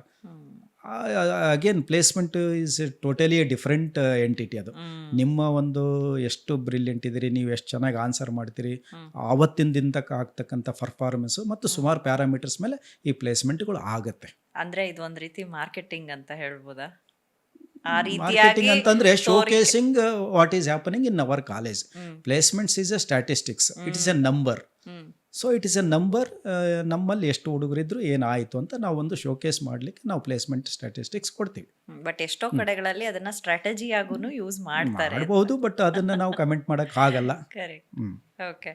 So ಹಾಗೆ ಇಲ್ಲಿ ಮುಂದೆ ಹೋಗ್ತಾ, ಈಗ ಒಂದು ಆವ್ರೇಜ್ ರ್ಯಾಂಕ್ ಅಂತ ಅಂದ್ರೆ ಇದರಲ್ಲಿ ಎಷ್ಟು, ಅಂಡ್ ಆವ್ರೇಜ್ ರ್ಯಾಂಕ್ ಸ್ಟೂಡೆಂಟ್ ತನ್ನ ಬ್ರಾಂಚ್ನ ಅಥವಾ ಕಾಲೇಜನ್ನ ಹೇಗೆ ಆಯ್ಕೆ ಮಾಡ್ಕೊಳ್ಬೇಕು? ಹಾಂ, ಈಗ ಇಲ್ಲಿ ಸುಮಾರು ಒಂದು ರ್ಯಾಂಕ್ 1ರಿಂದ ರ್ಯಾಂಕ್ 1000 ಒಳಗೆ ಬಂದರೆ ಅವನಿಗೆ ಕೆಲವು ಟಾಪ್ 5 ಕಾಲೇಜಸ್ ಅಂತ ಏನಿರುತ್ತೆ ಅಲ್ಲಿ ಸಿಗೋ ಚಾನ್ಸಸ್ ಜಾಸ್ತಿ ಇರುತ್ತೆ. ಆವ್ರೇಜ್ ಒಂದು 25-40 ಸಾವಿರ ರ್ಯಾಂಕ್ ಸಿಕ್ಕರೆ ಅವನಿಗೆ ಒಂದು, ನಾವು ಇದು ಕಾಲೇಜಲ್ಲಿ tyre 1, tyre 2, tyre 3 types of colleges ಅಂತ ಏನಿರುತ್ತೆ, ಅದೆಲ್ಲ ಕಟ್ ಆಫ್ ಮೇಲೇ ಡಿಸೈಡ್ ಆಗಿರುತ್ತೆ. ಸೊ ನಿಮಗೆ ಅಲ್ಲಿ ಗೊತ್ತಾಗ್ಬಿಡುತ್ತೆ cut off rank. So even ನೀವು ಗೂಗಲ್ ಅಥವಾ ವೆಬ್ಸೈಟಲ್ಲಿ ಗೂಗಲಲ್ಲಿ ಹಾಕ್ಬಿಟ್ರೆ ರ್ಯಾಂಕ್ ಪ್ರೆಡಿಕ್ಟರ್ ಅಂತಲೂ ಇದೆ. ರ್ಯಾಂಕ್ ಪ್ರೆಡಿಕ್ಟ್ರಲ್ಲಿ ಹಾಕ್ಬಿಟ್ರೆ ನಿಮ್ಮ ರ್ಯಾಂಕ್ ಹಾಕ್ಬಿಟ್ರೆ ಅದು ಪ್ರೆಡಿಕ್ಟ್ ಮಾಡುತ್ತೆ ಪ್ರಾಬಬಲಿ ನಿಮ್ಗೆ ಇಂಥ ಕಾಲೇಜ್ ಸಿಗಬಹುದು ಅಂತ. It is all based on the previous year allotment. ಆ ಥರ ಸೊ ಇಲ್ಲಿ ಆವ್ರೇಜ್ ರ್ಯಾಂಕ್ ಅಂತ ಏನಿರಲ್ಲ, ಆವ್ರೇಜ್ ಅಂತ ಏನಿಲ್ಲ. ಎಲ್ಲ ರ್ಯಾಂಕ್ನರಿಗೂ ಸೀಟ್ ಸಿಗುತ್ತೆ. ಓಕೆ. ಆದ್ರೆ ಅವ್ರಿಗೆ ಇಷ್ಟವಾಗಿರೋ ಸೀಟು ಕಾಲೇಜ್ ಸಿಗುತ್ತೆ ಅಂತ ನಾವು ಹೇಳಕ್ಕಾಗಲ್ಲ. 10,000 ರ್ಯಾಂಕ್ನವನಿಗೂ ಸಿಗುತ್ತೆ, 1 ಲಕ್ಷ ರ್ಯಾಂಕ್ನವನಿಗೂ ಸಿಗುತ್ತೆ, 1.5 ಲಕ್ಷ ರ್ಯಾಂಕ್ನವರಿಗೂ ಸಿಗುತ್ತೆ. ಓಕೆ. ಈಗ ಒಂದು ಎಕ್ಸಾಂಪಲ್ ತಗೊಳ್ಳೋಣ ಸರ್. ಒಂದು 30,000-40,000 ರ್ಯಾಂಕ್ ಅಲ್ಲಿ ಇದ್ದಾರೆ. ನಾನೊಂದು ಆವ್ರೇಜ್ ಸ್ಟೂಡೆಂಟ್, ನನ್ನ PUC ಮಾರ್ಕ್ಸ್ ಆವ್ರೇಜ್ ಆಗಿ ಇಲ್ಲ, ನೀವು ರ್ಯಾಂಕ್ ಬಂದ್ಮೇಲೆ ಅಲ್ಲಿ PUC ಅಲ್ಲಿ ಆವ್ರೇಜ್ ಅಂತ ಹೇಳಂಗಿಲ್ಲ. ರ್ಯಾಂಕೇ ಅಲ್ಟಿಮೇಟ್ ಅಲ್ಲಿ. CET ರ್ಯಾಂಕೇ ಅಲ್ಟಿಮೇಟ್. ಸೊ ಆ CET ರ್ಯಾಂಕ್ ಮೇಲೆ ಅವನು ಹೋಮ್ವರ್ಕ್ ಮಾಡಬೇಕಾಗತ್ತೆ. ಇದು ನಾನು ಕೊಡ್ತಕ್ಕಂಥ ಒಂದು ಅತ್ಯಮೂಲ್ಯವಾದ ಸಲಹೆ. ಏನಂದ್ರೆ ದ ಮೊಮೆಂಟ್ ನಿಮಗೆ ಒಂದು ರ್ಯಾಂಕ್ ಬಂದ ತಕ್ಷಣ ಆ ರ್ಯಾಂಕಿಗೆ ಎಷ್ಟು ಸಿಗ್ಬೋದಂತ ಒಂದು ಹೋಮ್ವರ್ಕ್ ಒಂದು ಶೀಟ್ ಇಟ್ಕೊಂಡ್ಬಿಡ್ಬೇಕು ಅವರು. ಸೊ ಅದರಲ್ಲಿ ನನಗೆ ಯಾವ ಕೋರ್ಸ್ ಸಿಗುತ್ತೆ ಮತ್ತು ಯಾವ ಕಾಲೇಜ್ ಸಿಗುತ್ತೆ, ಪರ್ಮಿಟೇಷನ್ ಕಾಂಬಿನೇಷನ್ ವರ್ಕ್ ಮಾಡಲೇಬೇಕಲ್ಲಿ. Okay, nice. ಸೊ ಈಗ ಆಕ್ಚುಲಿ ನೀವು ಟಾಪ್ ಕಾಲೇಜಸ್ ಅಂತ ಒಂದು ಮಾತು ಹೇಳಿದ್ರಿ. ನನ್ನ ನೆಕ್ಸ್ಟ್ ಕ್ವಶನ್ ಅದೇನೆ, ಈ ಟಾಪ್ ಕಾಲೇಜಸ್ ಹೈಪ್ ಏನು ಸರ್? ಇದು ಹೈಪ್ ಅಂತಂದ್ರೆ ನಾವು ಪ್ರತಿಯೊಬ್ಬರು ಮಾತಾಡಿ ಮತ್ತು ಅಲ್ಲಿ ಬರ್ತಕ್ಕಂಥ ಪ್ಲೇಸ್ಮೆಂಟ್ಸ್ ಆಗಲಿ, ಅಲ್ಲಿರ್ತಕ್ಕಂಥ ಒಂದು ಫೆಸಿಲಿಟಿ ಆಗಲಿ. ಈಗ ಕೆಲವು ಕಾಲೇಜಸ್ ನಾ ಹೇಳಿದ್ನಲ್ಲ 100 ವರ್ಷದ ಹಳೇದು, 80 ಇಯರ್ಸ್ ಓಲ್ಡ್ ಕಾಲೇಜಸ್. ಈಗ ನಾನು ಇಂಜಿನಿಯರಿಂಗ್ ಓದಬೇಕಾದ್ರೆ ಸುಮಾರು ಬರೀ 30 ಕಾಲೇಜ್ ಇತ್ತು ಇಡೀ ಕರ್ನಾಟಕದಲ್ಲಿ. ಇವತ್ತಿಗೆ 220 ಕಾಲೇಜಸ್ ಇದೆ. ಸೊ ಅಲ್ಲಿಗೆ ಸುಮಾರು ಕಾಲೇಜಸ್ ಆಯಿತು. ಬಟ್ ಆಗಿನ ಕಾಲದಲ್ಲಿ ಏನಿತ್ತು, ಸುಮಾರು ಹಳೆ ಕಾಲೇಜ್ಗಳು, ಆಗ ಪ್ಲೇಸ್ಮೆಂಟ್ ಅಲ್ಲಿಗೆ ಮಾತ್ರ ಬರ್ತಾ ಇದ್ವು. ಅವಾಗ ಏನಾಗಿರುತ್ತೆ, ಆ ಒಂದು ರಿಲೇಷನ್ನು ಬಾಂಡಿಂಗಿಂದ ಅದು ಬೆಳೆದು ಅದಕ್ಕೊಂದು ಬ್ರ್ಯಾಂಡ್ ಬಿದ್ದಿರುತ್ತೆ. ಆಬ್ವಿಯಸ್ಲಿ ತುಂಬ ಹಳೆ ಕಾಲೇಜು. ಹೀಗೆ ಹಾಗೆ ನಾವು ತುಂಬ ಹಳೆ ಹೋಟೆಲ್ಗಳಾದ ಒಂದು ವಿದ್ಯಾರ್ಥಿ ಭವನ ಆಗ್ಬೋದು, MTR ಆಗ್ಬೋದು, ಅವೆಲ್ಲ ಬ್ರ್ಯಾಂಡೆಡ್. ನಾವೆಲ್ಲ ಹಳೆ ಒಂದಾನೊಂದು ಕಾಲದಲ್ಲಿ ಆಗಿರ್ತದ ಸಹಜ. ಸೊ ಇದು ಆಬ್ವಿಯಸ್ಲಿ ಎಲ್ಲರೂ ಅಲ್ಲಿಗೆ ರಶ್ ಮಾಡಿ ನಾವು ಬೇಕು ಅಂದಾಗ ಅದು ಆಟೋಮೆಟಿಕಲಿ ಬ್ರ್ಯಾಂಡ್ ಅನ್ನೋದು ಆಗುತ್ತೆ. ಈಗ ಬ್ರ್ಯಾಂಡ್ ಅನ್ನೋದು ಸಹಜ. ಆದರೆ ಈಗಿನ ಕಾಲೇಜ್ ಆದ ನಾವುಗಳು ಅಷ್ಟೇ. ಈಗ ನಮ್ಮ ಕಾಲೇಜೇ 18 ವರ್ಷ ಆಗಿದೆ, ಬಟ್ ನಮ್ದೊಂದು ಬ್ರ್ಯಾಂಡ್ ಇದೆ. ಈಗ ನಮ್ಮದೇ ಒಂದು ಶಿಕ್ಷಣ ಸಂಸ್ಥೆ ಬಗ್ಗೆ ಹೇಳಬೇಕು ಅಂದರೆ ಸಾಯಿ ವಿದ್ಯಾ ತಾಂತ್ರಿಕ ಮಹಾವಿದ್ಯಾಲಯ ಶಿಕ್ಷಕರಿಂದನೇ ಮಾಡಲ್ಪಟ್ಟಿದೆ, ಅಂದರೆ ಸ್ಥಾಪನೆಗೊಂಡಿದೆ. 5 ಜನ ಏನು ಶಿಕ್ಷಕರು ಸೇರಿ ಇದನ್ನು ಒಂದು MR ಒಳ್ಳ ಅಂತ, ಪ್ರೊಫೆಸರ್ MR ಒಳ್ಳ ಅವರು ಇದನ್ನು ಸ್ಥಾಪನೆ ಮಾಡಿ ಅವ್ರ ಜೊತೆ ಇರತಕ್ಕಂಥ ಒಂದು 5 ಟೀಚರ್ಸ್. ಹಾಗಾಗಿ ಇಲ್ಲಿ ಏನಾಗುತ್ತೆ, ಕ್ವಾಲಿಟಿ ಆಫ್ ಟೀಚಿಂಗು. ಸೊ ನಮಗೆ ನಮ್ಮದೇ ಆದ ಒಂದು ಬ್ರ್ಯಾಂಡ್ ಇದೆ. ಇನ್ನೊಂದು ಕಾಲೇಜಿಗೆ ಅವ್ರದ್ದೇ ಆದ ಒಂದು ಬ್ರ್ಯಾಂಡ್ ಇರುತ್ತೆ, ಇನ್ಫ್ರಾಸ್ಟ್ರಕ್ಚರ್ ಇರ್ಬೋದು. ಇನ್ನೊಂದು ಕಾಲೇಜ್ಗೆ ಇನ್ನೊಂದು ಥರ, ಒಂದೊಂದು ಕಾಲೇಜ್ ಒಂದೊಂದು ಥರದ್ರಿಂದ ಬ್ರ್ಯಾಂಡ್ ಆಗಿರುತ್ತೆ. Not common for all. ಆದರೆ ಈಗ ನಾನೊಬ್ಬ ಸ್ಟೂಡೆಂಟ್, ನಾನು ಒಂದಷ್ಟು ಕಾಲೇಜಸ್ನ ನಾನು ಶಾರ್ಟ್ ಲಿಸ್ಟ್ ಮಾಡಿ ಇಟ್ಕೊಂಡಿದ್ದೀನಿ. ಅವೆಲ್ಲವೂ ನನ್ನ ರ್ಯಾಂಕು ಚೆನ್ನಾಗೇ ಇದೆ, ಟಾಪ್ ಕಾಲೇಜ್ ಅಂತಾನೆ ಅನ್ಕೊಳ್ಳೋಣ. ಆದರೆ ಅದರಲ್ಲಿ ಸಿಗ್ಲಿಲ್ಲ ಅಂದಾಗ ಒಬ್ಬ ಸ್ಟೂಡೆಂಟ್ನ ಪ್ರತಿಕ್ರಿಯೆ ಹೇಗಿರುತ್ತೆ, ಹೇಗಿರಬೇಕು, ಹಾಗೆ ನೆಕ್ಸ್ಟ್ ಏನ್ ಮಾಡ್ಬೋದು? ಇಲ್ಲಿ ನಾವೆಲ್ಲ ಏನಾದರೂ ವರ್ಕ್ ಮಾಡ್ಬೇಕಾದ್ರೆ ಪ್ಲಾನ್ ಎ ಆಗಿಲ್ಲ ಅಂದರೆ ಪ್ಲಾನ್ ಬಿ ಅಂತ ನಾವು ಹೇಳ್ತೀವಿ. ಇಲ್ಲಿ ಪ್ಲಾನ್ ಎ, ಪ್ಲಾನ್ ಬಿ ಮತ್ತು ಪ್ಲಾನ್ ಸಿನೂ ಮಾಡಬೇಕಾಗತ್ತೆ. ನಾನು ಈ ಮೂರು ಬಗ್ಗೆನೇ ಹೇಳ್ತೀನಿ. What is plan A, plan B, plan C. Plan A ಬಂದ್ಬಿಟ್ಟು ನಿಮಗೆ KCET ಮೂಲಕನೇ ಬರಬೇಕು ಅಂತ, ಯಾಕಂದರೆ ಗೌರ್ಮೆಂಟ್ ಕೋಟಾದಲ್ಲಿ ನಮಗೆ ಫೀಸ್ ಕಡಿಮೆ ಇರುತ್ತೆ. ಸಹಜ ಎಲ್ಲ ಪೇರೆಂಟ್ಸು ಇಷ್ಟಪಡೋದು ಒಂದು ಜೇಬಿಗೆ ಹೊರೆ ಕಡಿಮೆ ಆಗಲಿ ಅಂತ. ಕರೆಕ್ಟ್. ಅದು ಸಿಗಲಿಲ್ಲ ಅಂತಂದರೆ, ಈಗ ಸಪೋಸ್ ಅವನಿಗೆ ಒಂದು ಒಳ್ಳೆ ಕಾಲೇಜ್ ಬೇಕಾಗಿತ್ತು, CETಯಲ್ಲಿ ಸಿಗಲಿಲ್ಲ ಅಂದರೆ ಕಾಮೆಡ್ ಕೇನಲ್ಲಿ ಒಂದು ಸ್ವಲ್ಪ ರ್ಯಾಂಕ್ ಜಾಸ್ತಿ ಇದ್ರೂ ಸಿಗೋ ಚಾನ್ಸಸ್ ಜಾಸ್ತಿ ಇರುತ್ತೆ. ಅಲ್ಲಿ ಕಾಂಪಿಟೇಷನ್ ಸ್ವಲ್ಪ ಕಡಿಮೆ ಇರುತ್ತೆ. ಹಾಗಾಗಿ ಅವರು ಕೆಲವರು ಅಲ್ಲಿ ಹೋಗ್ತಾರೆ ಥ್ರೂ ಕಾಮೆಡ್ಗೆ. ಆಗ ಮತ್ತೆ ಅವ್ರು ಕಾಮೆಡ್ ಕೆ ಎಕ್ಸಾಮನ್ನು ಬರ್ದಿರಬೇಕು ಪ್ಯಾರಲಲ್ಲಿ. ಈಗ CET ಎಕ್ಸಾಮ್ ನೀವು ಹೇಗೆ ಬರ್ದಿರ್ತೀರೋ ಕಾಮೆಡ್ ಕೆ ಎಕ್ಸಾಮ್ ಕೂಡ ಅಪಿಯರ್ ಆಗಿರಬೇಕು. ಬಟ್ ಕಾಮೆಡ್ ಕೆ ಎಕ್ಸಾಮ್ ನಾನು ಆಗಲೇ ಹೇಳಿದಾಗೆ it is all India test, where CET is only for Karnataka. So ಅವನು ಎರಡೂ ಎಕ್ಸಾಮ್. ತುಂಬ ಜನ ಇಲ್ಲೊಂದು ಏನು ಮಿಸ್ಟೇಕ್ ಮಾಡ್ತಾರೆ ಅಂದರೆ, CET ಎಲ್ಲರೂ ಕಂಪಲ್ಸರಿ ಬರೀತಾರೆ ಕರ್ನಾಟಕದಲ್ಲಿ, ಕಾಮೆಡ್ಗೆ ಎಲ್ಲರೂ ಬರೆಯಲ್ಲ, ಕೆಲವರಿಗೆ ನಾಲೆಜು ಇರಲ್ಲ ಅದು ಇದೆ ಅಂತ. ಆಮೇಲೆ ಎಷ್ಟೋ ಜನ ನನ್ನ ಹತ್ರ ಕೌನ್ಸಿಲಿಂಗ್ ಬಂದಾಗ ನಾನೇ ಕೇಳ್ತೀನಿ, ಅಟ್ಲೀಸ್ಟ್ ನೀವು ಕಾಮೆಡ್ಗೆ ಬರೆದಿದ್ರೆ ಸಿಕ್ತಿತ್ತು ಅಂದರೆ, ಸರ್ ನಮಗೆ ಗೊತ್ತಾಗಿಲ್ಲ, ಯಾರು ಹೇಳಿಲ್ಲ ಅಂತಾರೆ. ಇದು ಸ್ವಲ್ಪ ಲ್ಯಾಕ್ ಆಫ್ ಅವೇರ್ನೆಸ್ಸು. ಅವೆರಡೂ ಸಿಗಲಿಲ್ಲ ಅಂದರೆ ಪ್ಲ್ಯಾನ್ ಸಿ ಏನಂದರೆ, ನಿಮಗಿಷ್ಟ ಇಲ್ಲ, ನನಗೆ ಆ ಕಾಲೇಜೇ ಬೇಕಿತ್ತು, ನನ್ನ ರ್ಯಾಂಕಿಗೆ ಅದು ಸಿಗಲಿಲ್ಲ, ಬಟ್ ನನಗೆ ಆ ಕಾಲೇಜೇ ಬೇಕು ಅಂದರೆ ಡೈರೆಕ್ಟಾಗಿ ಹೋಗಿ ನೀವು ಅಲ್ಲಿ ಮ್ಯಾನೇಜ್ಮೆಂಟ್ ಕೋಟಾದಲ್ಲಿ ಕೆಲವು ಸೀಟ್ಸ್ ಇರುತ್ತೆ, 25% ಆ ಥರ ಏನೋ, ಅದರಲ್ಲಿ ನೀವು ಸ್ವಲ್ಪ ಶುಲ್ಕ ಜಾಸ್ತಿ ಆದ್ರೂ ಅಡ್ಮಿಷನ್ ತಗೋಬಹುದು. This is plan C. ನೀವು ಇಲ್ಲಿ ಕೊಟ್ಟಿರೋ ಇನ್ಫಾರ್ಮೇಶನ್ ನಿಜಕ್ಕೂ ಎಷ್ಟೋ ಜನಕ್ಕೆ ಹೆಲ್ಪ್ಫುಲ್ ಆಗಬೇಕು. ಯಾಕಂದ್ರೆ ಕಾಮೆಡ್ಗೆ ಅಂತ ಒಂದು ಮೈನ್ ಘಟ್ಟನ ಮಿಸ್ ಮಾಡ್ಕೊಳ್ತಾರೆ. ಅಂಡ್ ಇದನ್ನ ನಾವು ಫಸ್ಟೇ ಡಿಸೈಡ್ ಮಾಡ್ಕೊಳ್ಬೇಕು, ಮಧ್ಯದಲ್ಲಿ ಮಾಡೋಕ್ಕಾಗಲ್ಲ. So if I am not wrong, so ಫಸ್ಟೇ ಡಿಸೈಡ್ ಮಾಡ್ಕೊಂಡು ಎರಡಕ್ಕೂ ಸೈಮಲ್ಟೇನಿಯಸ್ ಆಗಿ ಪ್ರಿಪೇರ್ ಆಗಿದ್ರೆ ಅವರಿಗೆ ಒಳ್ಳೇದು. ಇಲ್ಲಿ ಅವೇರ್ನೆಸ್ ಅನ್ನೋದು ಬಹಳ ಇಂಪಾರ್ಟೆಂಟ್. ಏನೇನು ಕಾಂಪಿಟೆಂಟ್ ಎಕ್ಸಾಮ್ಸ್ ಇದೆ ಅನ್ನೋದು ಮೊದಲೇ ತಿಳ್ಕೊಂಡೇ ಇರಬೇಕು ವಿದ್ಯಾರ್ಥಿಗಳು. ಸೊ ಈಗ ಲೋ ರ್ಯಾಂಕ್ ಸ್ಟೂಡೆಂಟ್ಸ್ ಕಡೆಗೆ ಬರೋಣ. ಸೊ ಅವರು ಏನ್ ಮಾಡಬಹುದು? ಅವರು ನಿರಾಸೆ ಆಗಬಾರ್ದು. ಸುಮಾರು ಜನ ಪೇರೆಂಟ್ಸ್, ಎಸ್ಪೆಷಲಿ ಸ್ಟೂಡೆಂಟ್ಸ್ಗಿಂತ ಪೇರೆಂಟ್ಸು ತುಂಬ ರಿಗ್ರೆಟ್ ಮಾಡ್ತಾರೆ. ಸಾರ್ ನನ್ನ ಮಗ ಸರಿಗೆ ಓದಲಿಲ್ಲ, ಅವಾಗ ಏನೋ ಆಯಿತು, ನನ್ನ ಮಗಳು ಸರಿಗೆ ಓದಲಿಲ್ಲ, 1 ಲಕ್ಷದ ಮೇಲೆ ಬಂದಿದೆ, 2 ಲಕ್ಷದ ಮೇಲೆ ಬಂದಿದೆ ಅಂತ. ನಿಜವಾಗ್ಲೂ ಅವರು ಶ್ರದ್ಧೆಯಿಂದ ಓದ್ತಕ್ಕಂಥ ವಿದ್ಯಾರ್ಥಿಗಳು ಆದರೆ ಇದು ಮ್ಯಾಟ್ರ್ ಆಗಲ್ಲ. ನಿಮಗೆ ಕಾಲೇಜು ಅಂದ್ಕೊಂಡಿದ್ದ ಕಾಲೇಜ್ ಸಿಗ್ಲಿಕ್ಕಿಲ್ಲ, ಆದರೆ ಎಲ್ಲಿ ಸಿಗುತ್ತಲ್ಲ ಅಲ್ಲಿ ನೀವು ಚೆನ್ನಾಗಿ ಓದಿ ನೀವು ಪ್ರೂವ್ ಮಾಡ್ಬೋದು. ಇದು ನಾನು ಸುಮಾರು ಕಡೆ ನೋಡಿದ್ದೀನಿ. ನೀವೇನು ಟಾಪ್ ಕಾಲೇಜು, ಆ್ಯಾವ್ರೇಜ್ ಕಾಲೇಜು ಅಥವಾ ಇನ್ನೊಂದು ಕಾಲೇಜ್ ಹೇಳಿದ್ರಲ್ಲ, ಎಂಥ ಬೇರೆ ಚಿಕ್ಕ ಹೆಸರಿಲ್ಲದ ಕಾಲೇಜಲ್ಲಿ ಕೂಡ ವಿದ್ಯಾರ್ಥಿಗಳು ಓದಿ ಇವತ್ತು ಇನ್ಫೋಸಿಸ್, TCS, ವಿಪ್ರೋದಲ್ಲಿ ಕೆಲಸ ಮಾಡ್ತಾ ಇದ್ದಾರೆ, ಫಾರಿನ್ನಲ್ಲೂ ಇದ್ದಾರೆ. It does not matter. May be ಸ್ವಲ್ಪ ಅವರಿಗೆ ಟೇಕ್ ಆಫ್ ಆಗಲಿಕ್ಕೆ ಸ್ವಲ್ಪ ಟೈಮ್ ತಗೋಬೋದು, ಬಟ್ ಶ್ರದ್ಧೆ ಇತ್ತು, ಪ್ರಾಮಾಣಿಕ ಒಂದು ಪ್ರಯತ್ನ ಇದ್ದರೆ ಎಲ್ರಿಗೂ ಆಗುತ್ತೆ. ಸೊ ಈಗ ಸೀಟ್ ಅಲಾಟ್ಮೆಂಟ್ ಅನ್ನೋ ವಿಷಯಕ್ಕೆ ಬಂದರೆ, ಬೇರೆ ಬೇರೆ ನಮ್ಮ ಡಿಸ್ಟ್ರಿಕ್ಟ್ಗಳಿಂದ ಎಲ್ಲ ಬರ್ದಿರೋರು ಇರ್ತಾರೆ ಅಂತ ಆಗಲೇ ನಾವು ಮಾತಾಡ್ತಾ ಇದ್ವಿ. ಸೊ ಈಗ ಅಲ್ಲಿರುವಂಥ ರೀಜನಲ್ ಕಾಲೇಜಸ್ಗೆ ಮಾತ್ರ ಸೀಟ್ ಅಲಾಟ್ ಆ ಥರ. ಈಗ ಸೀಟ್ ಅಲಾಟ್ಮೆಂಟ್ ಬಗ್ಗೆ ಒಂದಿಷ್ಟು ಎಕ್ಸ್ಪ್ಲೇನ್ ಮಾಡಿಬಿಡ್ತೀನಿ. Seat allotment is a online process. ಕರ್ನಾಟಕದಲ್ಲಿ ಯಾವುದೇ ಊರಲ್ಲಿರ್ತಕ್ಕಂಥ ವಿದ್ಯಾರ್ಥಿ ಯಾವುದೇ ಕಾಲೇಜನ್ನು ಚೂಸ್ ಮಾಡ್ಬೋದು. ಅವ್ರು ಯಾವುದೇ ಡಿಸ್ಟಿಕಲ್ಲಿರಲಿ, ಕರ್ನಾಟಕದಲ್ಲಿ ಏನೇನು ಎಲಿಜಿಬಿಲಿಟಿ ಇದೆ ಆ ಲಿಸ್ಟ್ ಅನೌನ್ಸ್ ಮಾಡಿರ್ತಾರೆ ವೆಬ್ಸೈಟಲ್ಲಿ, ಎಷ್ಟು ಕಾಲೇಜಸ್ ಇದೆ ಅಂತ. ಅದರಲ್ಲಿ ಯಾವುದೇ ಕಾಲೇಜು, ಯಾವುದೇ ಕೋರ್ಸು. ಇಲ್ಲಿ ಆಪ್ಷನ್ ಎಂಟ್ರಿ ಮಾಡಬೇಕಾದ್ರೆ ನೀವು ನನಗೆ ಪ್ರಿಯಾರಿಟೈಸೇಷನ್ ಅಂತ ಏನಿದೆ, ಪ್ರಿಯಾರಿಟೀಸ್ ಮಾಡಬೇಕು. ಅದಕ್ಕೆ ಆಪ್ಷನ್ ಎಂಟ್ರಿ. ಈ ಆಪ್ಷನ್ ಎಂಟ್ರಿ ಅಂದರೆ ನಿಮ್ಮ ಆಪ್ಷನ್ಸ್ ಏನು. ನನಗೆ ABC ಕಾಲೇಜು ಕೋರ್ಸ್ ಫಸ್ಟ್ ಇದು ಬೇಕು, ಅದೇ ABC ಕಾಲೇಜಲ್ಲಿ ಸೆಕೆಂಡ್ ಈ ಕೋರ್ಸ್ ಬೇಕು, ಮತ್ತು ನೆಕ್ಸ್ಟು XYZ ಕಾಲೇಜ್ ಬೇಕು. ಹೀಗೆ ಬೇರೆ ಬೇರೆ ಕಾಲೇಜು, ಬೇರೆ ಬೇರೆ ಕೋರ್ಸು ಅವರು ಪ್ರಿಯಾರಿಟೈಸ್ ಮಾಡ್ಕೊತ ಹೋಗಬೇಕು. ಯಾವ ಥರ ಮಾಡಬೇಕು ಅಂತಂದರೆ, ನನ್ನ ರ್ಯಾಂಕಿಗೆ ಅದು ನಿಜವಾಗ್ಲೂ ನಿಲ್ಕುತ್ತಾ, ಹತ್ರ ಇದೆಯಂತ. ಸುಮ್ಮನೆ ಅದು ಟಾಪ್ ಕಾಲೇಜು ನನಗೆ ಬೇಕು ಅಂತ ಹಾಕಬಾರ್ದು. ತುಂಬ ಜನ ಈ ಮಿಸ್ಟೇಕ್ ಮಾಡ್ತಾರೆ. ಅವ್ರು ಏನು ಮಾಡಬೇಕು ಅಂತಂದರೆ, ಅವರ ರ್ಯಾಂಕಿಗೆ ಅನುಗುಣವಾಗಿ ಎಲ್ಲೆಲ್ಲಿ ಸಿಗುತ್ತೋ ಆ ಕಾಲೇಜನ್ನು ಪ್ರಿಪ್ರೇಷನ್ ಮಾಡಿ ಅಲ್ಲಿ ಎಂಟ್ರಿ ಮಾಡಬೇಕು. ಇಲ್ಲಿ ಪ್ರೋಸೆಸ್ ಹೇಗೆ ನಡೆಯುತ್ತೆ ಅಂದರೆ, CET ರ್ಯಾಂಕ್ ಅನೌನ್ಸ್ ಆದಮೇಲೆ ವೆಬ್ ಪೋರ್ಟಲಲ್ಲಿ ಆಯ್ಕೆಗಳನ್ನ ಹಾಕಲಿಕ್ಕೆ ಟೈಮ್ ಕೊಡ್ತಾರೆ, ಒಂದು ಡೆಡ್ಲೈನು. ಆ ಡೆಡ್ಲೈನ್ ಒಳಗಡೆ ನೀವು ಆಪ್ಷನ್ ಎಂಟ್ರಿ ಮಾಡ್ತಾ ಹೋಗಬೇಕು. ಬಟ್ ಆಪ್ಷನ್ ಎಂಟ್ರಿ ಮಾಡೋದಕ್ಕಿಂತ ಮುಂಚೆ ನೀವು ನಿಮ್ಮ ಮನೆಯಲ್ಲಿರ್ತಕ್ಕಂಥ ಪೇರೆಂಟ್ಸು ಅಥವಾ ನಿಮ್ಮ ಟೀಚರ್ಸು ಅಥವಾ ನಿಮಗೆ ಆದ ಮೆಂಟರ್ಸ್ ಇರ್ತಾರೆ, ಅವರನ್ನು ಕನ್ಸಲ್ಟ್ ಮಾಡಿ ಮಾಡೋದು ಒಳ್ಳೆಯದು. ಮಾಡಿದ್ಮೇಲೆ ಅಲ್ಲಿ ಆಪ್ಷನ್ ಎಂಟ್ರಿ ಹಾಕಿ. ಸರ್ ಎಷ್ಟು ಹಾಕಬೇಕು ಅಂತ ಕೆಲವ್ರದ್ದು ಕ್ವಶನ್. ಸರ್ 10 ಕಾಲೇಜ್ ಹಾಕ್ಲಾ, 5 ಕಾಲೇಜ್ ಹಾಕ್ಲಾ? ಇಲ್ಲ, ಅದಕ್ಕೆ ಲಿಮಿಟ್ ಇಲ್ಲ. ನೀವು ಎಲ್ಲ ಕಾಲೇಜಿಗೂ ಹಾಕ್ಬೋದು, ಎಲ್ಲ ಕೋರ್ಸ್ಗಳಿಗೆ ಹಾಕ್ಬೋದು. ಸೊ ಕೆಲವ್ರು ನಾನು ನೋಡಿದ್ದೀನಿ 200-300 ಹಾಕಿದ್ದಾರೆ, ಇನ್ನು ಕೆಲವರು 5 ಹಾಕಿರ್ತಾರೆ. ಸೋ ಕಾನ್ಫಿಡೆಂಟ್ ನನ್ನ ರ್ಯಾಂಕಿಂಗ್ ಇದೆ ಬರುತ್ತಂತ. ಅದು that depends on their home work. ಆ ಇನ್ಫಾರ್ಮೇಶನ್ ಅದರಲ್ಲೇ ಇರುತ್ತೆ ಸರ್. ಈ ಕಾಲೇಜ್ ಈ ರ್ಯಾಂಕ್ ಇಂದ ಈ ರ್ಯಾಂಕ್ಗೆ ಈ ಅದು ಕಾಲೇಜ್ ಇದರಲ್ಲಿ ಇರುತ್ತೆ, ಕಟ್ ಆಫ್ ರ್ಯಾಂಕ್. ಅದು previous year cut off rank ಅಲ್ಲಿ ಇರುತ್ತೆ. ಸೊ ನೀವು ಆಪ್ಷನ್ಸ್ ಎಷ್ಟಾದರೂ ಹಾಕ್ಬೋದು. ಆದರೆ ಹಾಗಂತ ಸುಮಾರು 200-300 ಹಾಕೋದ್ರಲ್ಲಿ ಅರ್ಥ ಇಲ್ಲ. ಒಂದು ಸ್ವಲ್ಪ ಹೋಮ್ ವರ್ಕ್ ಮಾಡಿದರೆ you can make it around 50 to 100 ವರೆಗೂ ಮಾಡ್ಬೋದು.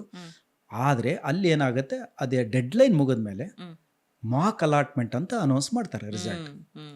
ಮಾಕ್ ಅಲಾಟ್ಮೆಂಟ್ ಅಂದರೆ it is A trial indication. ನಿಮಗೆ ಪ್ರಾಬಬಲಿ ನಿಮ್ಮ ರ್ಯಾಂಕಿಗೆ ಇಂಥ ಕಾಲೇಜು ಇಂಥ ಕೋರ್ಸ್ ಸಿಗ್ಬೋದು ಅಂತ ಅವರೊಂದು ಇಂಡಿಕೇಶನ್ ಕೊಡ್ತಾರೆ. ಓಕೆ, ಐ ಆಮ್ ಸ್ಯಾಟಿಸ್ಫೈಡ್, ನನಗೆ ಇಲ್ಲಿ ಸಿಗುತ್ತೆ ಅನ್ನೋದು ಸಮಾಧಾನ. ಒಂದು ವೇಳೆ ಅಯ್ಯೋ ನಾನು ಹಾಕಿರೋ ಲಿಸ್ಟಲ್ಲಿ ಯಾವುದೂ ಸಿಕ್ಕಿಲ್ಲ ಅಂತಂದರೆ ಆವಾಗ ನೀವೇನು ಗಾಬರಿ ಆಗೋ ಅವಶ್ಯಕತೆ ಇಲ್ಲ. ಇನ್ನೂ ಒಂದು ಸ್ವಲ್ಪ ಎಂಟ್ರಿ ಮಾಡಿ, ರೀಆರ್ಡರ್ ಮಾಡಿ, ಚೇಂಜಸ್ ಮಾಡಿ, ಮತ್ತೆ ಸೇವ್ ಮಾಡಿ, ಎಡಿಟ್ ಮಾಡಿ ಇಡ್ಬೋದು. ಅದಾದ ನಂತರ ಫಸ್ಟ್ ರೌಂಡ್ ಅಲಾಟ್ಮೆಂಟ್ ಅಂತ ಬರುತ್ತೆ, ದಟ್ ಈಸ್ ರಿಯಲ್ ಅಲಾಟ್. ಆಮೇಲೆ ತುಂಬ ಮುಖ್ಯವಾಗಿ ಇರ್ತಕ್ಕಂಥ ಒಂದು ಸಂದೇಶ ಏನಂದರೆ, ನಿಮಗೆ ಯಾವಾಗ ಸೀಟ್ ಅಲಾಟ್ ಆಗುತ್ತೆ ಅಲ್ವಾ, ಒಂದು ವಿದ್ಯಾರ್ಥಿಗೆ XYZ ಕಾಲೇಜು ಒಂದು ಯಾವುದೋ ಬ್ರ್ಯಾಂಚ್ ಸಿಕ್ತು ಅವನಿಗೆ ಕೋರ್ಸ್. ಸಿಕ್ಕ ಮೇಲೆ ಏನು ಮಾಡಬೇಕು ನೆಕ್ಸ್ಟ್? ನಿಮಗೆ ರಿಸಲ್ಟ್ ಬಂತು, ಅಲಾಟ್ ಆಯಿತು, ನಿಮಗೆ 4 ಆಯ್ಕೆಗಳಿದೆ ಇಲ್ಲಿ. ಇದು ತುಂಬಾ ತುಂಬಾ ತುಂಬಾ ಇಂಪಾರ್ಟೆಂಟು. ಇದನ್ನ 2-3 ಸಾರಿ ನೀವು ಕೇಳಿ ಬರೆದಿಟ್ಕೋಬೇಕಾಗಿರ್ತಕ್ಕಂಥ ಅಂಶ ಪ್ರತಿಯೊಬ್ಬ ವಿದ್ಯಾರ್ಥಿನೂ. ಏನು ಇದು ಅಂದರೆ, ಅಲ್ಲಿ congratulations, you have been allotted XYZ college with so and so branch.